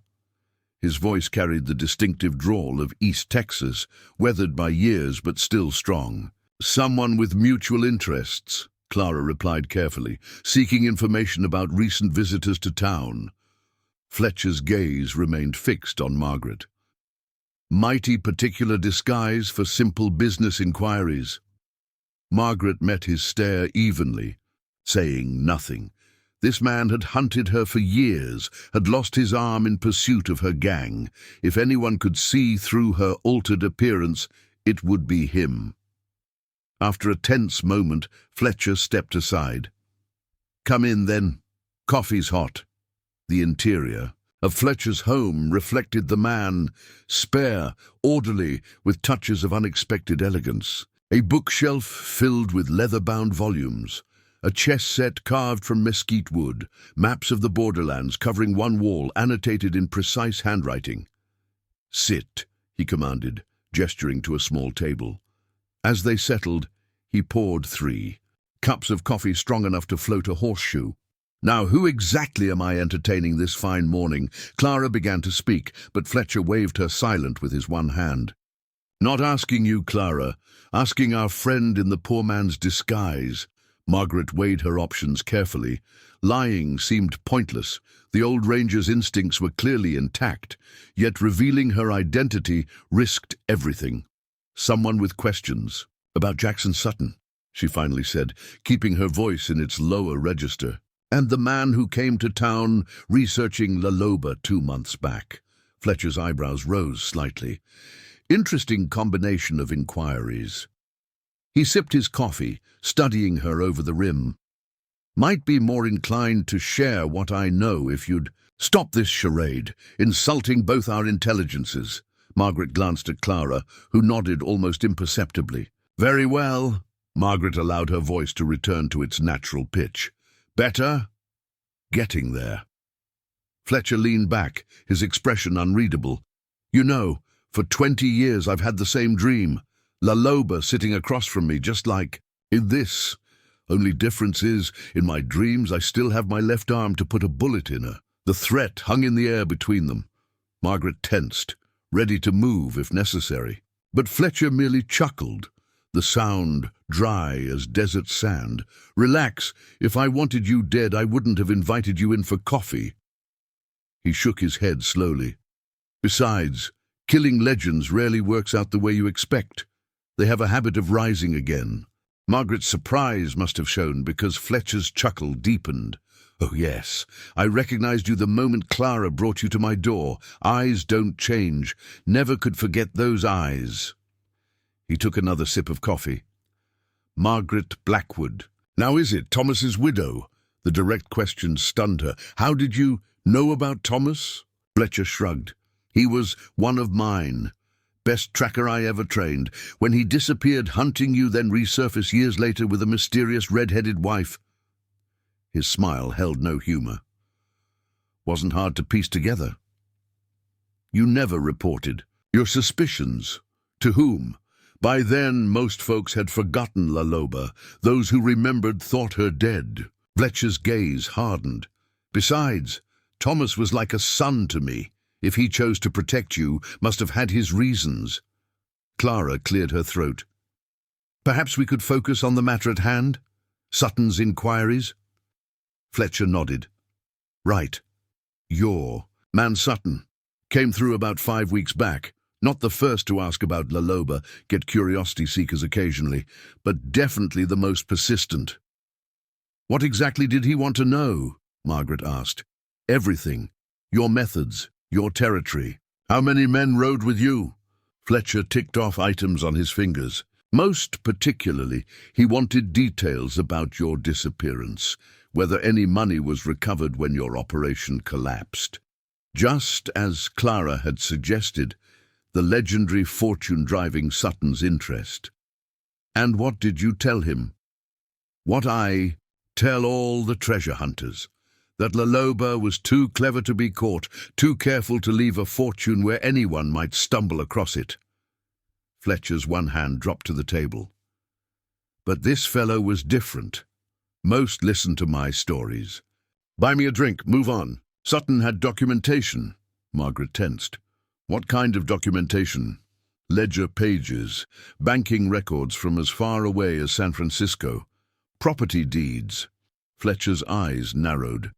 Evidence suggesting someone from your operation invested substantial funds in legitimate businesses after your disappearance. This was unexpected. Margaret had always been meticulous about keeping no written records of the gang's finances. That's impossible. We never kept ledgers. These weren't your records, Fletcher clarified. These were banking documents tracking large gold deposits made between 1859 and 1864, corresponding to your most active periods. Margaret's mind raced through possibilities. Some of her lieutenants had indeed deposited their shares in banks, but always in small amounts to avoid attention. No one should have had enough to trigger the kind of documentation Fletcher described. Unless... Wilson, she murmured, remembering her trusted lieutenant who had handled much of the operations, the finances. Was there a name associated with these transactions? Fletcher nodded. William Smith, obvious alias, but the signatures matched on multiple documents. Margaret and Clara exchanged glances. William had been Wilson's given name. There's more, Fletcher continued. Sutton wasn't just asking about historical matters. He wanted to know if anyone from your operation was still active in the region. Specifically mentioned your lieutenant. Described him accurately, though never used a name. Wilson. Again, Clara murmured. Indeed. Fletcher reached for a nearby drawer, withdrew a folded newspaper. This might interest you. Arrived on yesterday's stage from El Paso. The newspaper was opened to a small article halfway down the page. Prominent banker murdered El Paso, Texas. William Smith, founder of Frontier Banking and Trust, was found dead in his office Wednesday morning, the apparent victim of a brutal attack. Mr. Smith, known for his philanthropic work with orphan children, had recently announced plans to retire after 30 years in the banking industry. Authorities report that the office safe was emptied, with estimated losses exceeding $75,000. No suspects have been identified at this time. Margaret read the article twice, struggling to reconcile the William Smith described respectable banker, philanthropist, with the Wilson she had known.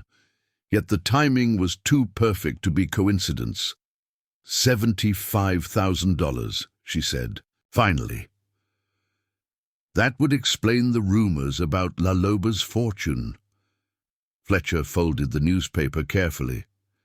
Indeed it would, especially if someone discovered the connection between Mr. Smith and your operation. Sutton, Margaret concluded.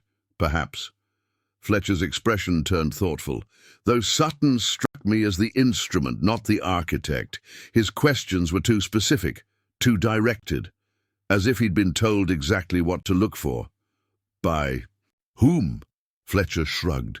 That's the real question, isn't it? Who would have both the resources to track these financial records across decades and the motivation to recover this particular fortune? Clara leaned forward. The man who came before.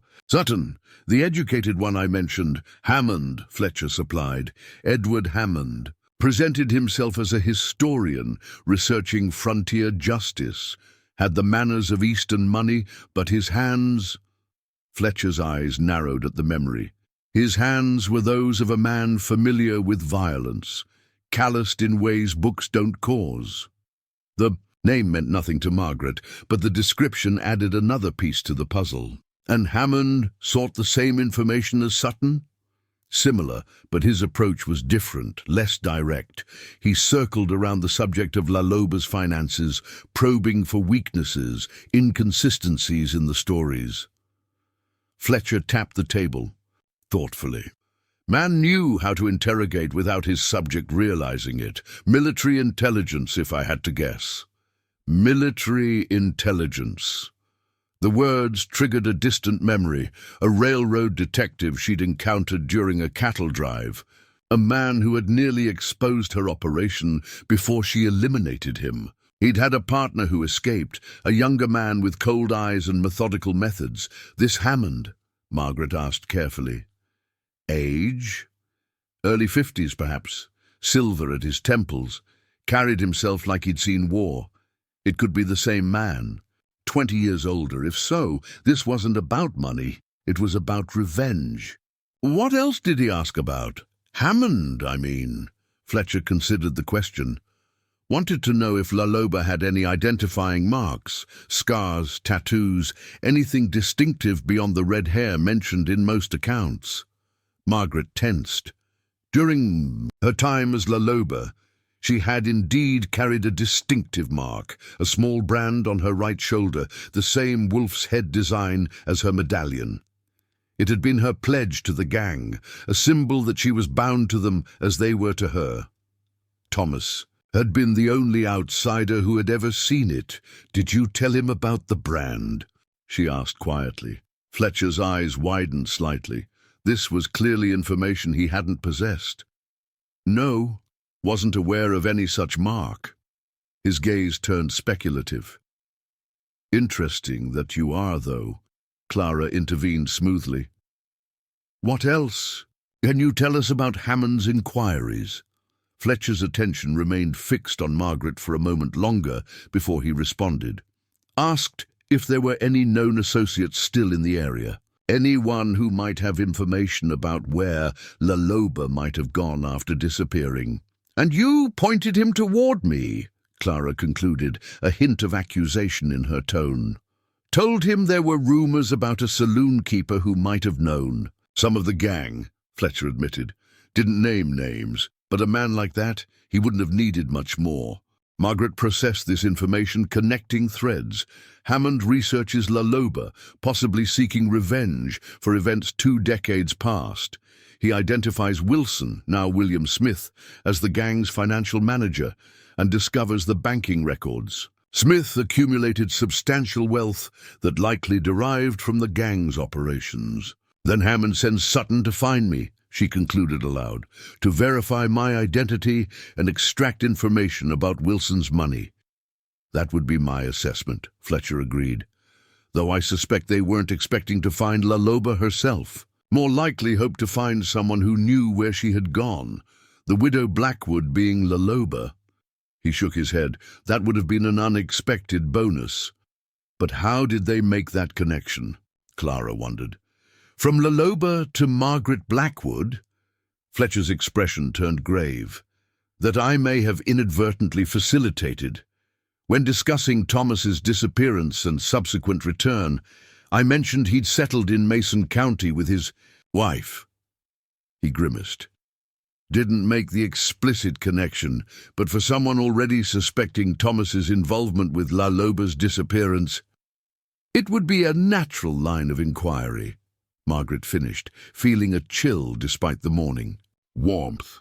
Her careful anonymity, maintained for 20 years, had been unraveled by the most tenuous of connections. There's one more piece you should know, Fletcher said, rising and crossing to his desk. From a drawer, he withdrew a folded telegraph. Message. This arrived yesterday from a former colleague in Mason County. Margaret took the paper, dread building, as she read, Fletcher Sutton escaped custody. Stop 3 deputies dead, stop. Blackwood Ranch burned to ground, stop. No sign of widow. Stop advise if contact made. Stop Bradford her home. Destroyed. The life she'd built with Thomas was reduced to ashes. I'm sorry, Fletcher said, genuine regret in his voice. Bradford's a good man. He'll do what he can to contain the situation. Margaret refolded the telegram, struggling to maintain her composure. "It was just a place," she said finally. "Things can be rebuilt." "Perhaps," Fletcher agreed. "But this raises the stakes considerably. Sutton has now killed lawmen. That makes this a territorial matter, possibly even federal. The manhunt will be substantial, and if they discover Sutton's connection to me, then every ranger and marshal from here to the Mississippi will be looking for both of you," Fletcher concluded grimly, "though for different reasons. The implications were clear. Margaret needed to resolve this situation quickly before the full weight of law enforcement descended on the region. Once that happened, her chances of remaining free, let alone recovering any sense of normal life, would vanish entirely. "I need to find Wilson," she decided, "before Hammond and Sutton do." Clara nodded. "As I mentioned last night, I know where he'll be in 3 days' time. After you handle my crossing," Fletcher's eyebrows rose. "Involving yourself in smuggling operations, Clara. Thought you'd gone legitimate." "Medical supplies," Clara responded tartly, "for the hospital in Fort Davis. Hardly a criminal enterprise." "In the eyes of the law, crossing the border with undeclared goods is still smuggling." Fletcher turned to Margaret. "And you're willing to risk this, when every lawman in Texas may soon be looking for you?" "I need Clara's information," Margaret replied simply. "The price is reasonable." Fletcher studied her for a long moment, then sighed. "Thomas always said you were pragmatic to a fault." He rose, crossed to his map wall, and beckoned them over. "If you're determined to pursue this course, you should at least be properly informed about the current border situation." The map he indicated showed the Rio Grande from El Paso to Brownsville, with detailed annotations about patrol routes, checkpoint locations, and known smuggling corridors. Margaret recognized some from her days running cattle across the border, but many were new to her. "Rangers have doubled patrols since the recent unrest in Chihuahua," Fletcher explained, tracing routes with his finger. "Regular crossings here, here, and here. Military presence increased at established fords, and bounty hunters watching the traditional smuggling trails, hoping to collect on cartel rewards." Clara frowned at this last piece of information. "Is Cooper still operating in the Chinati Mountains?" Fletcher nodded. "Him and his whole crew, 6 men well armed, with a particular distaste for Mexican smugglers. They patrol this 20-mile stretch." He indicated an area just north of the planned crossing point. "We'll need to adjust the route," Clara muttered. "Cooper's not one to show mercy, even for medical supplies." Margaret studied the map intently, memorizing details, assessing risks. The political situation had clearly evolved since her time operating in the region, but the fundamentals remained unchanged. Those with power controlled the crossings, and violence was the currency that maintained that control. "What about Hammond?" she asked, redirecting the conversation. "Any indication of his current whereabouts?" Fletcher shook his head. "After speaking with me, he departed for El Paso. That was 7 weeks ago. Hasn't returned to Presidio since." "El Paso," Margaret repeated thoughtfully, "where William Smith was just murdered." "Indeed." Fletcher's expression was grave. "I don't believe in coincidences of that magnitude." Neither did Margaret. The pattern was becoming clearer, though the motivations remained murky. Hammond identifies Wilson as the key to La Loba's missing fortune, tracks him to El Paso, discovers his banking empire. Then what? Confronts him, tries to extort information. And where did Sutton fit into this equation? A hired gun sent to flush out other members of the gang, or something more? "I need to see the scene of Wilson's murder," Margaret decided. "El Paso is only 2 days' hard ride." Clara shook her head firmly. "The crossing happens tomorrow night. You agreed to handle it in exchange for my information." "And I'll honor that." "Agreement," Margaret assured her. "But immediately after, I'm heading to El Paso. Fletcher cleared his throat. That may be unwise. El Paso will be swarming with lawmen investigating the bank robbery. A stranger asking questions about the deceased would attract unwanted attention. He had a point. Margaret's disguise might pass casual inspection in Presidio, but El Paso was a larger, more sophisticated city with a substantial law enforcement presence. Besides, Clara added, Wilson won't be in El Paso. As I told you, I know where he'll be 3 nights from now. Margaret's head snapped toward her. Wilson is alive, but the newspaper reports of William Smith's death, Clara said carefully. A banker, a philanthropist. A carefully constructed identity, Fletcher interjected, understanding dawning on his weathered face. Clever, very clever. Margaret processed this revelation. If Wilson had faked his death as William Smith, it suggested he knew Hammond was closing in, had orchestrated his own murder to escape with the money. The fortune everyone believed belonged to La Loba. The story gets more complicated by the minute, she murmured. Life on the border usually does, Fletcher replied philosophically. He returned to the table, sat heavily. So, you assist Clara with her medical supplies, then meet with Wilson, the allegedly deceased William Smith. Then what? Confront Hammond and Sutton? Put so bluntly, the plan did sound rather optimistic. One step at a time, Margaret replied. First, I need to understand exactly what's happening. Wilson should have those answers. Fletcher nodded slowly. Just remember, the Wilson you knew is gone. The man he's become. He exchanged glances with Clara. Well, let's just say his reputation rivals that of La Loba in her prime. And not for his mercy. I'm aware of the risks. Are you? Fletcher leaned forward, his gaze intense. Because from where I sit, you're placing an awful lot of faith in old loyalties. 20 years is a long time. People change. Priorities shift. The code you once lived by. He shook his head. The borderlands aren't what they were, Margaret. Neither are the people who inhabit them. The use of her given name, not La Loba, not Mrs. Blackwood, caught her attention. There was genuine concern in the old ranger's voice, which seemed absurd, given their history. This man had hunted her for years, had lost his arm trying to bring her to justice. Yet here he was, offering something close to friendly advice. Why are you helping me? She asked directly. You could have me arrested, collect the bounty yourself. Fletcher's laugh held no humor. At my age, what would I do with $7,000? Buy a fancier coffin. He shook his head. Besides, arresting you wouldn't bring my arm back. Wouldn't restore the lives lost during our long chase. Then why? Because Thomas saw something in you worth saving, Fletcher said simply. I trusted his judgment in all things. See no reason to question it now, even from beyond the grave. The mention of Thomas brought a sharp pang of grief. Still fresh, despite the months since his passing, Margaret pushed it aside, focusing on the practical matters at hand. I'll take your warnings under advisement, she told Fletcher. But I'm seeing this through. Hammond and Sutton came after me, burned my home. I need to understand why, and ensure they can't threaten me again. Fletcher nodded, resignation clear in his expression. Then I won't waste breath trying to dissuade you, but I will offer one piece of equipment that might prove useful.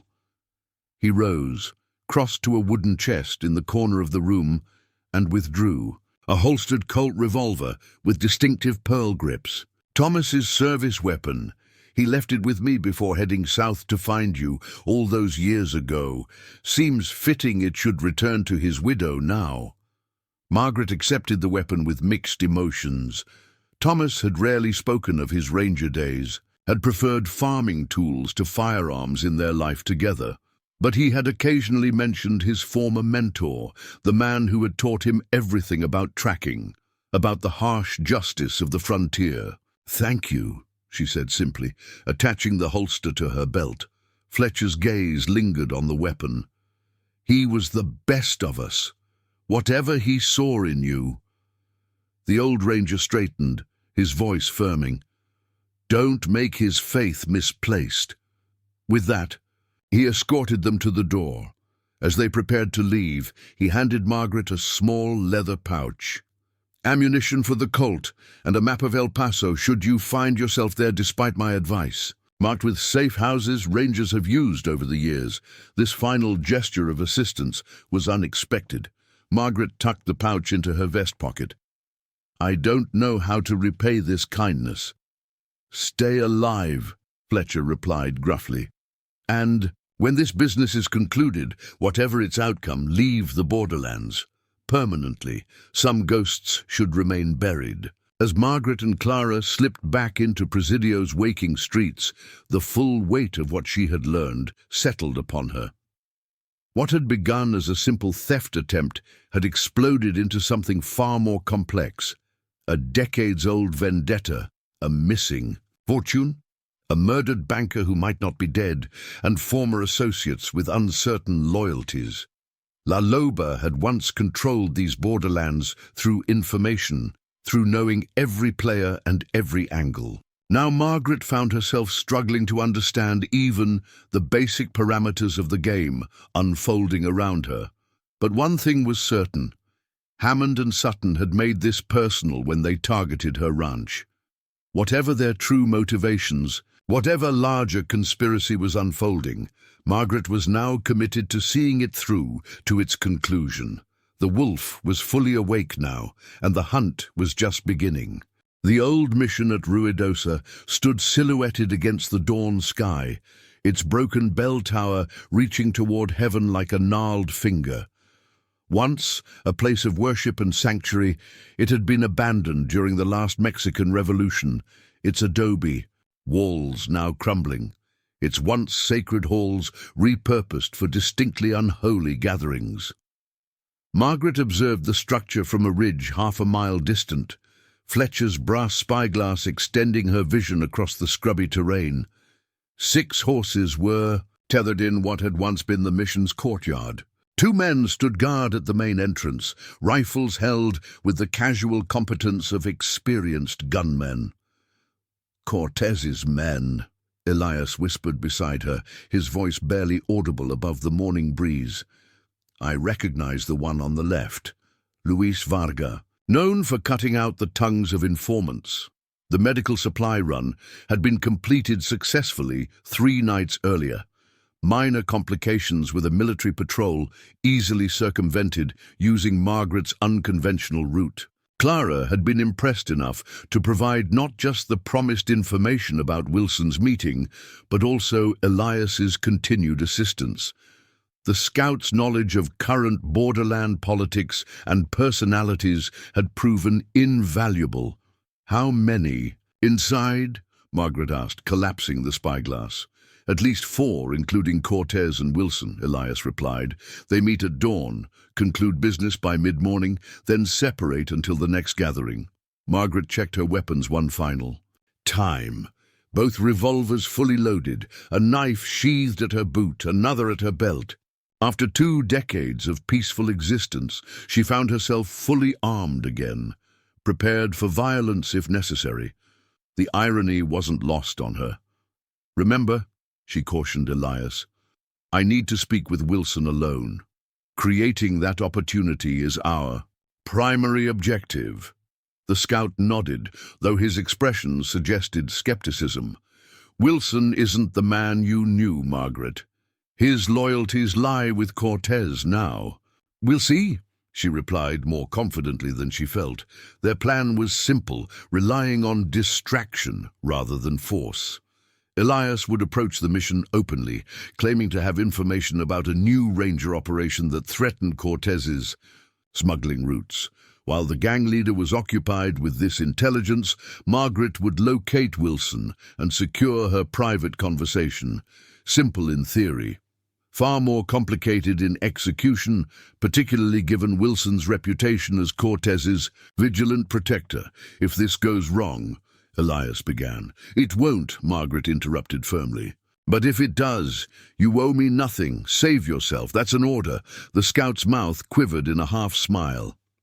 "Still giving orders, La Loba?" "Old habits," she acknowledged with a wry smile of her own. They descended the ridge separately. Elias, taking the direct approach along the old mission road, while Margaret circled to the rear of the structure, where crumbling walls offered multiple entry points. As she moved through the landscape with practiced stealth, Margaret reflected on how completely she had resumed her former identity. The past week had stripped away 20 years of Margaret Blackwood's careful construction, revealing La Loba beneath, not unchanged, but perhaps more integrated with the woman she had become during her years with Thomas. Reaching the mission's rear wall, Margaret paused at a gap where adobe bricks had fallen away. Inside, voices echoed through the old chapel, men discussing territory boundaries, smuggling routes, bribes for officials, the casual business of borderland crime conducted with the matter-of-fact tone of merchants discussing shipping rates. She slipped through the opening, finding herself in what had once been the mission's kitchen. Decades of neglect had reduced it to ruins, but the thick walls muffled her movements as she crept toward the main hall. Through a doorway, she caught glimpses of the gathering. 6 men seated around a makeshift table constructed of old doors, laid across barrels. At the head sat a compact, elegant Mexican with silver threading his dark hair and a scar bisecting his left eyebrow. Cortez, presumably. And there, to his right, a massive figure Margaret would have recognized anywhere despite the passage of years. Wilson had grown a beard streaked with grey, and new scars marked his face, but his imposing physical presence remained unchanged. What had altered, however, was his expression, once thoughtful and measured, now hard, vigilant, his eyes constantly scanning for threats. The eyes of a man who trusted no one, expected betrayal at every turn. Margaret's heart constricted at the transformation. She had known, intellectually, that her disappearance had changed him. Seeing the physical evidence was another matter entirely. Before she could determine how to separate him from the others, she heard Elias's voice from the courtyard, calling for an audience with Cortez on urgent business. The guards' responses were inaudible, but moments later, heavy footsteps approached the main entrance. Wilson's voice, deeper than she remembered, roughened by years and likely tobacco, rumbled through the hall. Unexpected visitor, claims to have information about Ranger movements. Cortez replied with casual authority. Bring him, but search for him thoroughly. The disruption created exactly the opportunity Margaret had hoped for. As Wilson and another man moved to escort Elias inside, she slipped from the kitchen to a small room off the main hall, once the mission priest's office, now serving as storage for contraband. She positioned herself behind the door, waiting. Minutes passed as Elias delivered his carefully crafted intelligence about fictional ranger patrols. His performance was convincing. Margaret could hear Cortez asking specific questions, demanding details about troop movements and timetables. Then, at the perfect moment, Elias mentioned a crossing point near Presidio, where Rangers were supposedly establishing a permanent checkpoint. "That's your supply route from Ojinaga," Elias explained to Cortez. "I brought maps showing the Ranger positions, their patrol schedules." "These maps," Cortez said, interest evident in his voice. "Where are they?" "With my horse," Elias replied, smoothly, too valuable to carry openly into unknown territory. A moment of silence followed, Cortez weighing the potential value of the information against the risk of deception. "Wilson," he finally ordered, "go with him. Verify these maps exist before he brings them inside." Perfect. Exactly as they'd planned. Elias would lead Wilson to the supposed maps, creating the private conversation Margaret sought. Heavy footsteps approached the courtyard entrance, then paused. "Luis Diego, maintain positions," Wilson instructed the guards. "No one enters or leaves until I return." Margaret tensed as the footsteps faded. Now she needed to leave the mission undetected, intercept Wilson and Elias before they reached the staged map location. She slipped from her hiding place, retracing her path through the kitchen before emerging into the harsh morning sunlight through the gap in the rear wall. Circling the mission quickly but cautiously, she spotted the two men walking toward a cluster of mesquite trees where Elias had allegedly left his horse. She paralleled their path, hidden by the undulating terrain, until she reached the trees moments before they arrived. From concealment, she watched Wilson scanning the area with professional thoroughness, his hand resting on his holstered revolver. Even in this seemingly routine task, he exhibited the hypervigilance of someone who had survived by anticipating betrayal. "Where's this horse?" Wilson demanded as they reached the trees. No mount was visible. Elias shrugged apologetically. "Must have broken his tether. Desert spooks some animals." Wilson's posture shifted subtly, tension radiating through his massive frame. "No horse, no maps. Feels like a setup, amigo."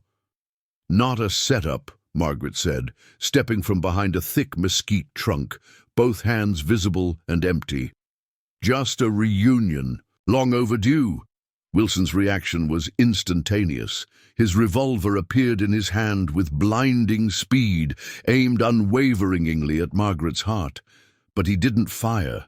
His eyes widened with shock, recognition dawning despite her altered appearance. "Impossible," he whispered, the gun's barrel dipping slightly. "Hello, Wilson," Margaret said quietly. "It's been a long time." For several heartbeats, no one moved. Wilson's expression cycled through disbelief, confusion, and something darker. Something between rage and grief. "You're dead," he finally stated, as if correcting an error.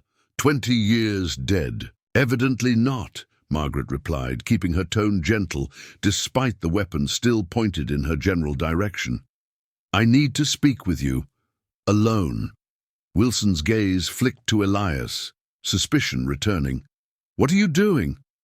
Bringing this ghost to me." Elias raised his hands placatingly. "She came looking for you. I merely facilitated the meeting." "Why?" Wilson demanded, attention returning to Margaret. "Why now, after all this time? Why let us believe?" His voice broke unexpectedly, the crack in his composure revealing depths of pain Margaret hadn't anticipated.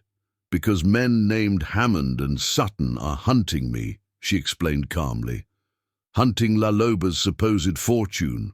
They burned my home, threatened my life. I need to understand why." "Hammond," Wilson repeated, recognition flashing in his eyes. "Edward Hammond. You know him." Wilson's laugh held no humor. "Oh yes, railroad detective. Lost his partner during one of our operations near Eagle Pass. The partner you shot." The memory surfaced, a desperate moment. Lawmen surprising them during a crossing. Gunfire exchanged in the darkness. "He survived? Hammond?" "Unfortunately." Wilson lowered his gun slightly, though his vigilance hadn't diminished. "He spent 20 years building evidence against La Loba's operation, obsessed with finding you or finding what he believes you stole." "I stole plenty," Margaret acknowledged, "but there's no hidden fortune, whatever rumors claim." Wilson's expression shifted, something unreadable passing behind his eyes. "No? Then William Smith's banking empire was built on what? Air?" The reference to Wilson's alter ego confirmed what Clara and Fletcher had suggested, the connection between her former lieutenant and the murdered banker. "You established yourself well after the gang dissolved," Margaret observed neutrally. "Legitimate success. Impressive. Built on the foundation you abandoned," Wilson countered, bitterness evident.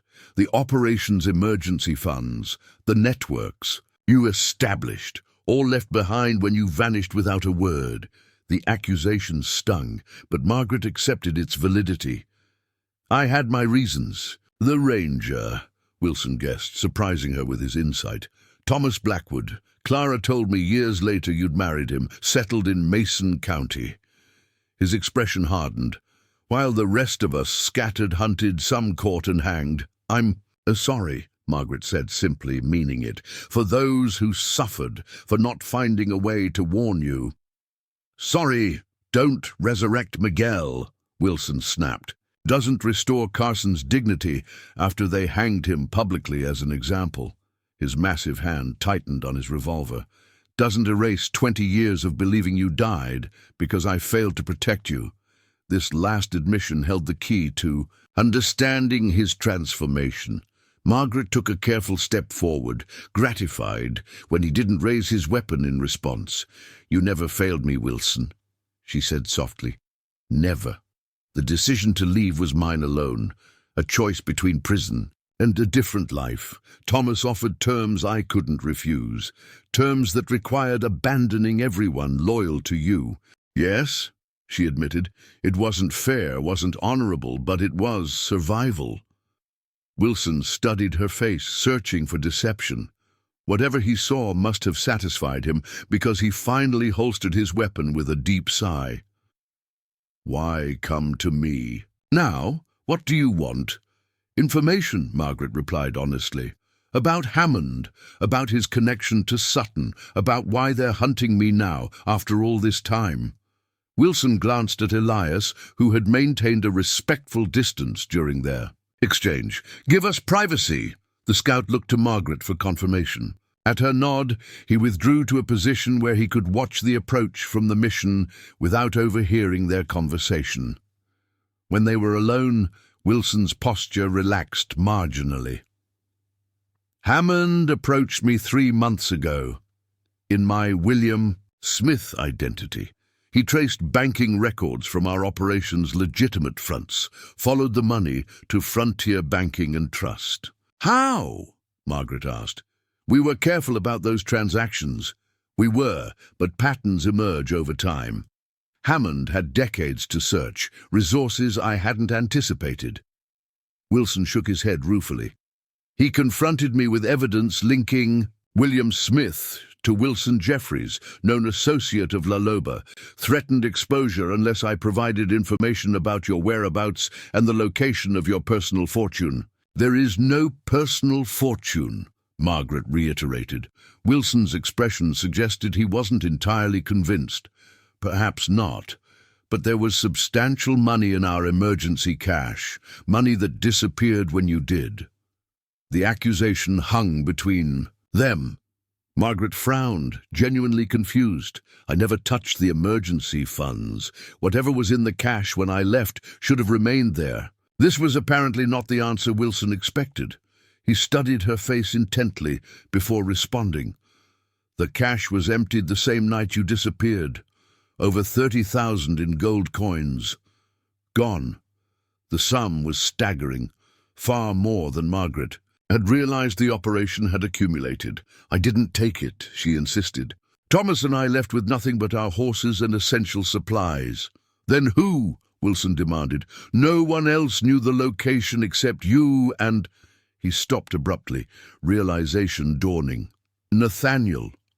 Margaret recalled her recent reunion with her former second-in-command, his careful evasiveness about certain topics, and his comfortable ranch acquired through unspecified means. The pieces aligned with disturbing clarity. "Nathaniel took the money," she concluded, "used my disappearance as cover." "And let us believe you had abandoned us for your own profit," Wilson added, decades of misplaced bitterness evident in his voice. "Let me believe it, knowing how I—" He stopped himself again, old emotions visibly surging before he mastered them. Margaret filled in the unspoken conclusion. Wilson had been devoted to her, perhaps more than professionally appropriate. Her disappearance, coupled with the missing funds, had been a double betrayal from his perspective. "I'm sorry," she said again, inadequate but sincere, "for all of it, for not finding a way to tell you I was alive at least." Wilson nodded once, accepting the apology without fully absolving her. "Hammond didn't believe me when I denied knowledge of your whereabouts," he continued, returning to the matter at hand. "He's convinced the banking empire I built was actually your operation's laundered proceeds. When I refused to cooperate, he hired Sutton's gang to investigate other leads, leading them to me in Mason County," Margaret concluded. "Exactly. Hammond is determined, pathological even.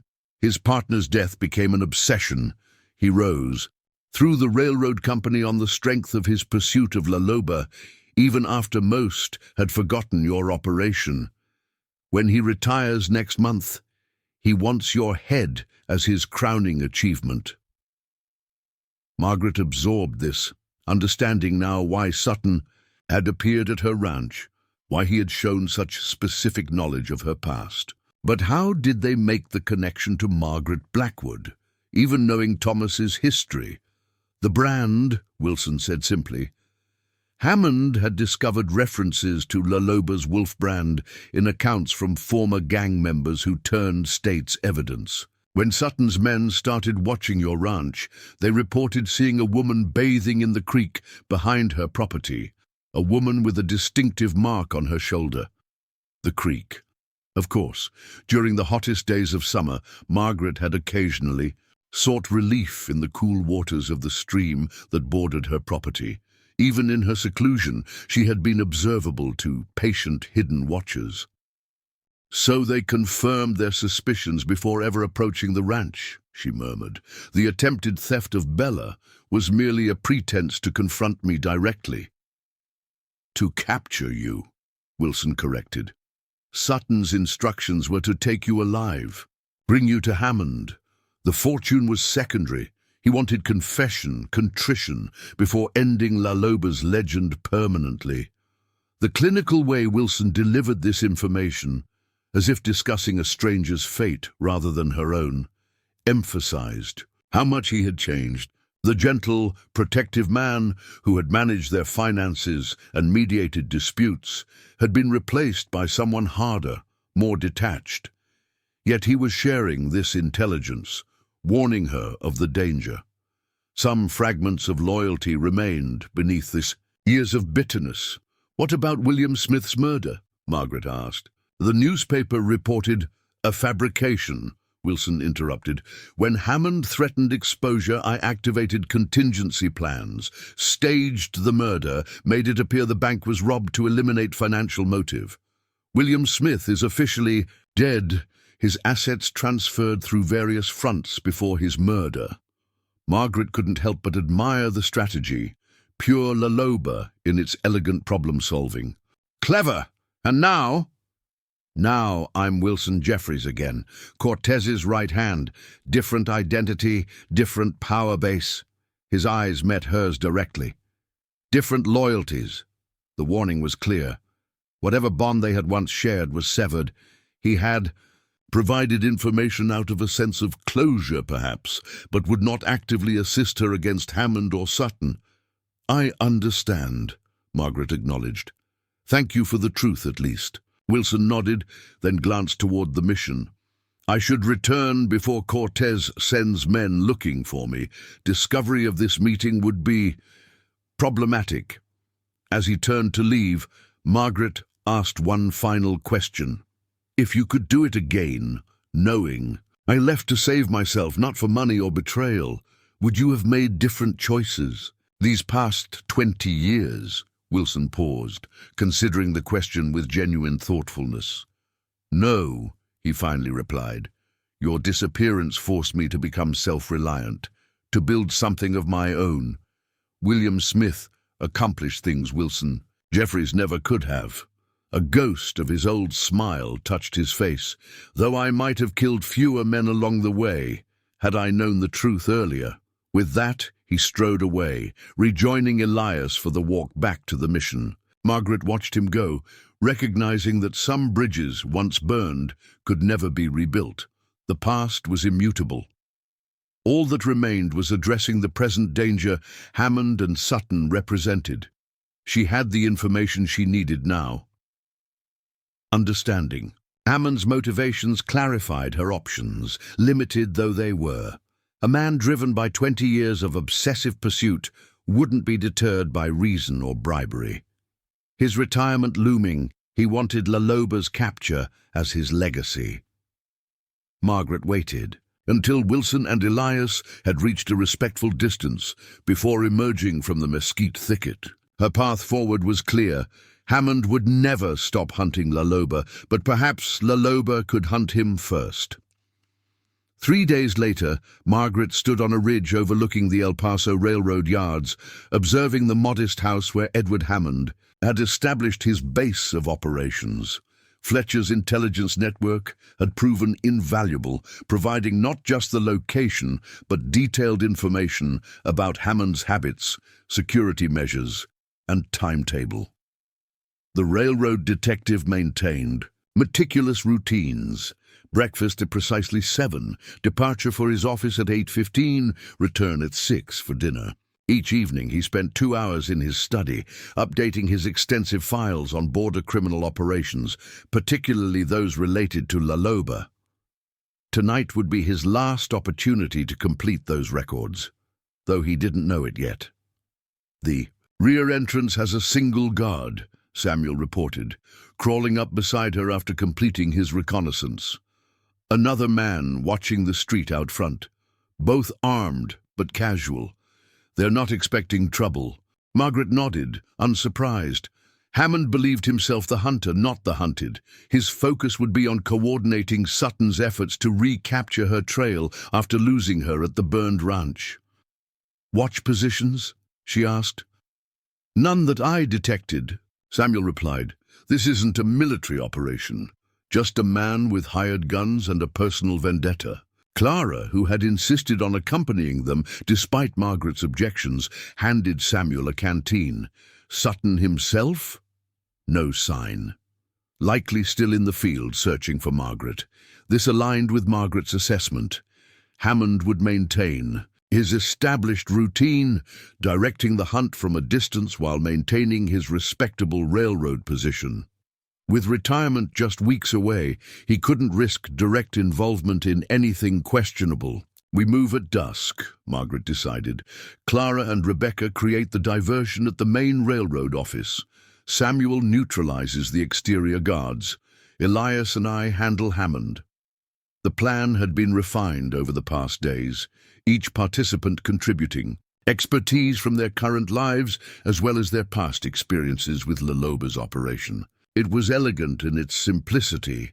Isolate Hammond from his support structure, confront him directly, eliminate the threat he posed permanently. Not through violence, as the younger La Loba might have done, but through a more sophisticated approach that Margaret Blackwood had conceived. As darkness fell, they moved into position. Clara and Rebecca departed for the railroad headquarters, where a strategically set fire in an outbuilding would draw attention and resources away from Hammond's residence.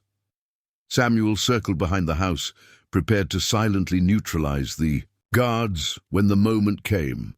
Margaret and Elias approached from the west, using the railroad tracks themselves as cover, before crossing to the residential street, where Hammond's house stood illuminated by newly installed electric lights. The technological progress of the past 20 years never ceased to surprise Margaret.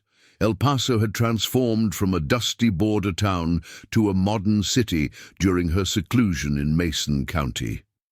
The diversion worked perfectly. Fire bells began clanging throughout the railroad complex, drawing Hammond's exterior guards toward the commotion, along with most residents of the surrounding blocks. Samuel dispatched the single remaining watchman with practiced efficiency, using the butt of his revolver rather than lethal force at Margaret's instruction. Minutes later, they stood in Hammond's study, Margaret, Elias, and Samuel arranged in a semicircle before the railroad detective's desk. Hammond himself sat rigidly in his chair, his initially outraged protests silenced by the unwavering aim of Samuel's revolver. He was older than Margaret had expected, perhaps 65, with thinning white hair and the pallid complexion of a man who spent his life indoors among papers rather than under the borderland sun. His eyes, however, burned with an intensity that confirmed Wilson's assessment of obsession. "La Loba," he said finally, breaking the tense silence. "After all, these years," Mr. Hammond, Margaret acknowledged with a calm she didn't entirely feel. This man had dedicated his life to hunting her and had nearly succeeded in destroying everything she'd built. "I believe we have matters to discuss." "Nothing to discuss." Hammond replied, his voice surprisingly steady given the circumstances. You murdered my partner, David Collins, stole thousands in railroad payroll, led a criminal enterprise that terrorized the border for years. Ancient history, Margaret countered, 20 years past. Justice has no expiration date. Hammond's gaze was unflinching. Neither does my commitment to seeing you hang for your crimes. Margaret studied him thoughtfully. Wilson had been right. Reason wouldn't sway a man so consumed by his mission, but perhaps another approach might. Your files, she said, gesturing to the cabinets lining the office walls. 20 years of investigation, quite impressive, comprehensive. Hammond's expression betrayed surprise at this change of subject. The most complete record of borderland criminal operations ever assembled. My legacy to the railroad and territorial authorities? Yes, I've been admiring your thoroughness. Margaret retrieved a thick folder from her satchel. Papers Samuel had quietly removed from Hammond's office during previous reconnaissance. Particularly your documentation of judicial corruption in 3 territories. Governor Davis's involvement in land speculation, Senator Mitchell's financial interests in companies using Chinese labor illegally. Hammond's face drained of what little color it possessed. Those are confidential materials, part of ongoing investigations. Investigations you've never quite completed, Margaret noted. Perhaps because the evidence implicated too many powerful men whose political support the railroad requires. She opened the folder, displaying knowledge of its contents that clearly unsettled Hammond. Your dilemma is understandable. Exposing such corruption would damage the very institutions you've served loyally. Yet burying the evidence compromises the justice you claim to hold sacred. Hammond's hands tightened on his chair arms. What exactly are you proposing? A trade, Margaret replied simply. Your obsessive pursuit of La Loba ends today, permanently. Sutton's men are recalled. All files relating to me and my former operation are destroyed, not just here, but in all official repositories where you've shared information. And in exchange? Hammond asked, professional interest overcoming his. Personal animosity. Margaret placed the folder on his desk. In exchange, these documents, and others like them that I've secured, remain private. The powerful men whose crimes you've documented never learn how close you came to exposing them. Blackmail, Hammond summarized flatly. Mutual assured destruction, Margaret corrected. You've spent 20 years building a case against a ghost from the past. Meanwhile, I've spent 3 days compiling evidence that would make you enemies of the most influential figures in territorial politics. Hammond's expression remained impassive, but calculation showed behind his eyes. My retirement begins in 3 weeks. The La Loba case would have been my crowning achievement. Find another achievement, Margaret suggested, one less likely to trigger revelations about judicial corruption and political malfeasance. For nearly a minute, Hammond sat, motionless, weighing options, assessing threats. Margaret maintained steady eye contact, her posture relaxed despite the tension coursing through her. This gambit would either secure her future safety or escalate the danger exponentially. Finally, Hammond sighed, a sound of resignation rather than defeat. You always were smarter than the average criminal, La Loba. It's why you remained uncaptured during your active years. I'll take that as a compliment. It wasn't intended as one. Hammond straightened in his chair. Very well. I accept your proposal with one condition. Name it. I want confirmation of what happened to the missing railroad payroll from the Eagle Pass robbery. $30,000 never recovered. For 20 years I've believed you secured it before disappearing. The question surprised Margaret.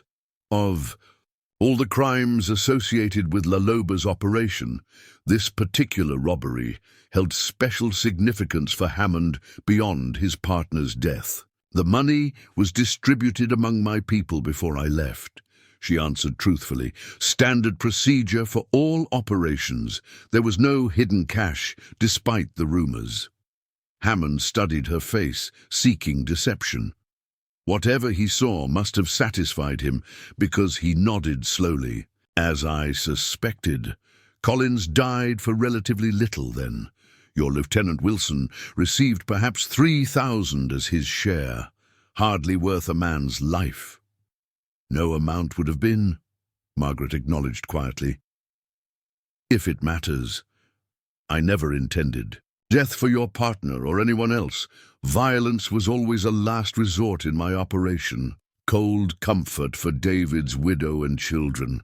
Hammond replied bitterly. But what's done is done. He stood carefully, hands visible to avoid alarming Samuel. I presume you'll want my files on La Loba as evidence of compliance? Everything, Margaret confirmed, including any copies stored elsewhere. Hammond crossed to a cabinet, withdrew several thick folders. 20 years of investigation, rendered worthless in a single negotiation. He placed the materials on his desk with obvious reluctance. I assume your people will verify my compliance? Thoroughly, Margaret assured him, including confirmation that Sutton's men are recalled. They will be, Hammond said, though Sutton himself may be difficult to control. He's developed a personal interest in capturing you since your encounter at the ranch. I'll handle Sutton if necessary, Margaret replied, with enough quiet confidence that Hammond's eyebrows rose slightly. I almost believe you could, he murmured. Very well, La Loba. Our business is concluded. May we never meet again. As Margaret gathered Hammond's files, securing them in her satchel, she corrected him one final time. La Loba is dead, Mr. Hammond. She died 20 years ago, as your official reports will now confirm. I'm merely Margaret Blackwood, a widow seeking a peaceful continuation of her life. Hammond's smile held no warmth. We both know that's not entirely true. The wolf may sleep, but her teeth remain sharp. He returned to his desk, the matter settled with the pragmatism of a man who had survived decades in borderland law enforcement. Good evening, Mrs. Blackwood.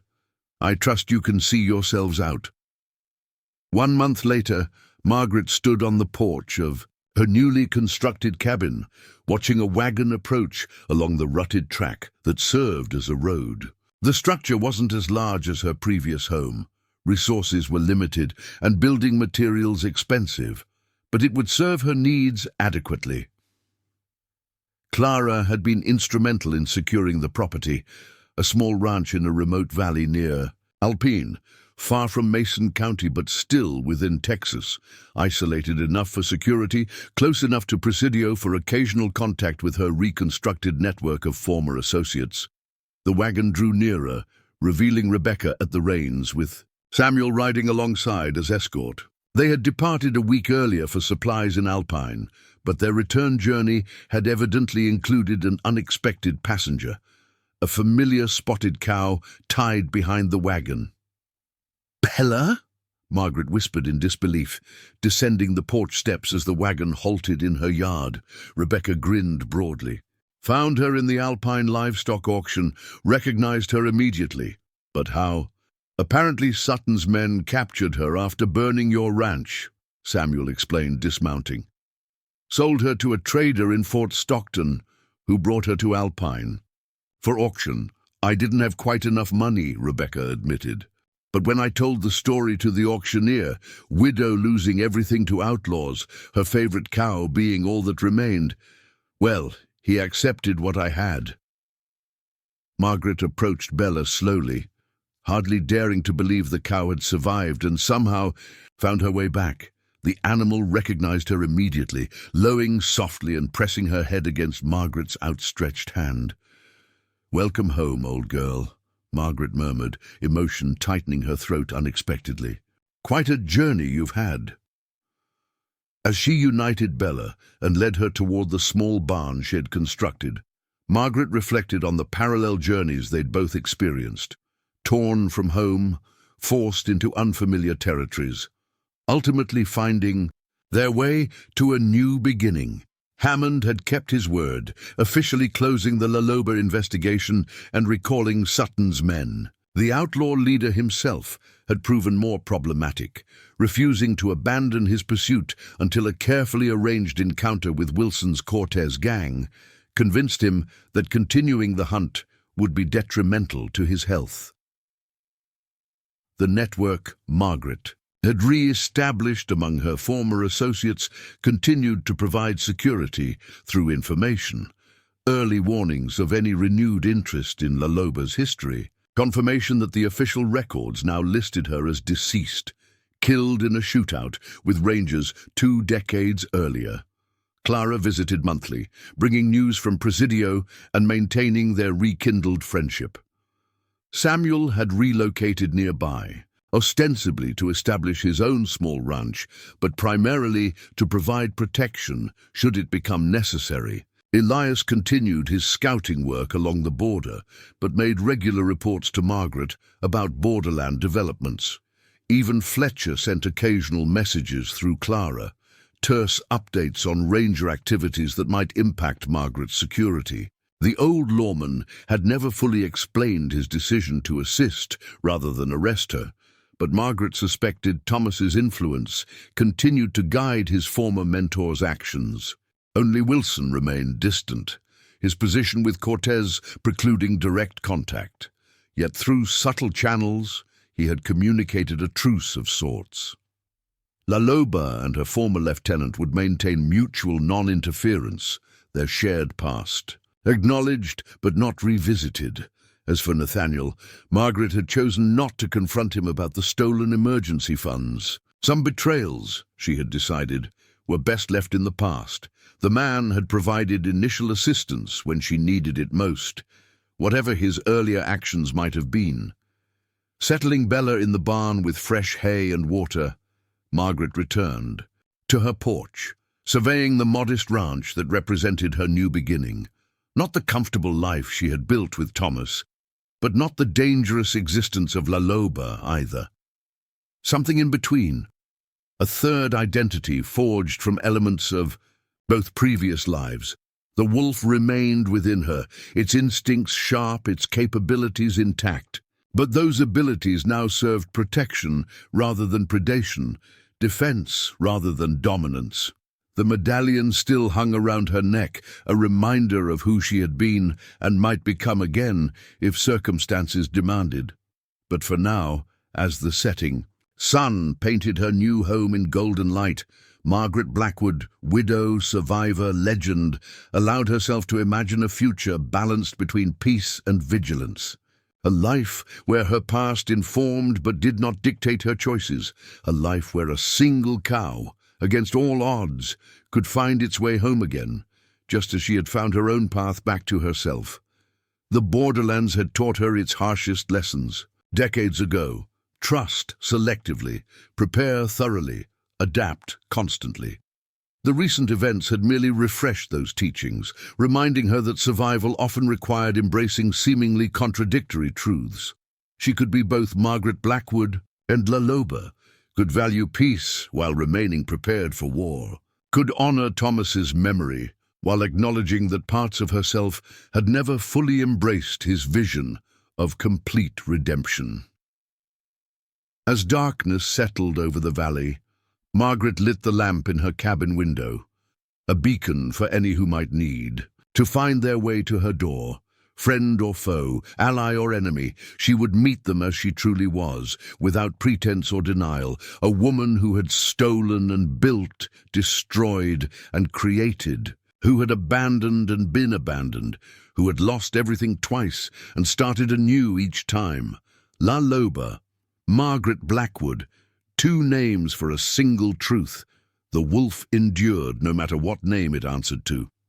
Up next, you've got 2 more standout stories right on your screen. If this one hits the mark, you won't want to pass these up. Just click and check them out. And don't forget to subscribe and turn on the notification bell so you don't miss any upload from us.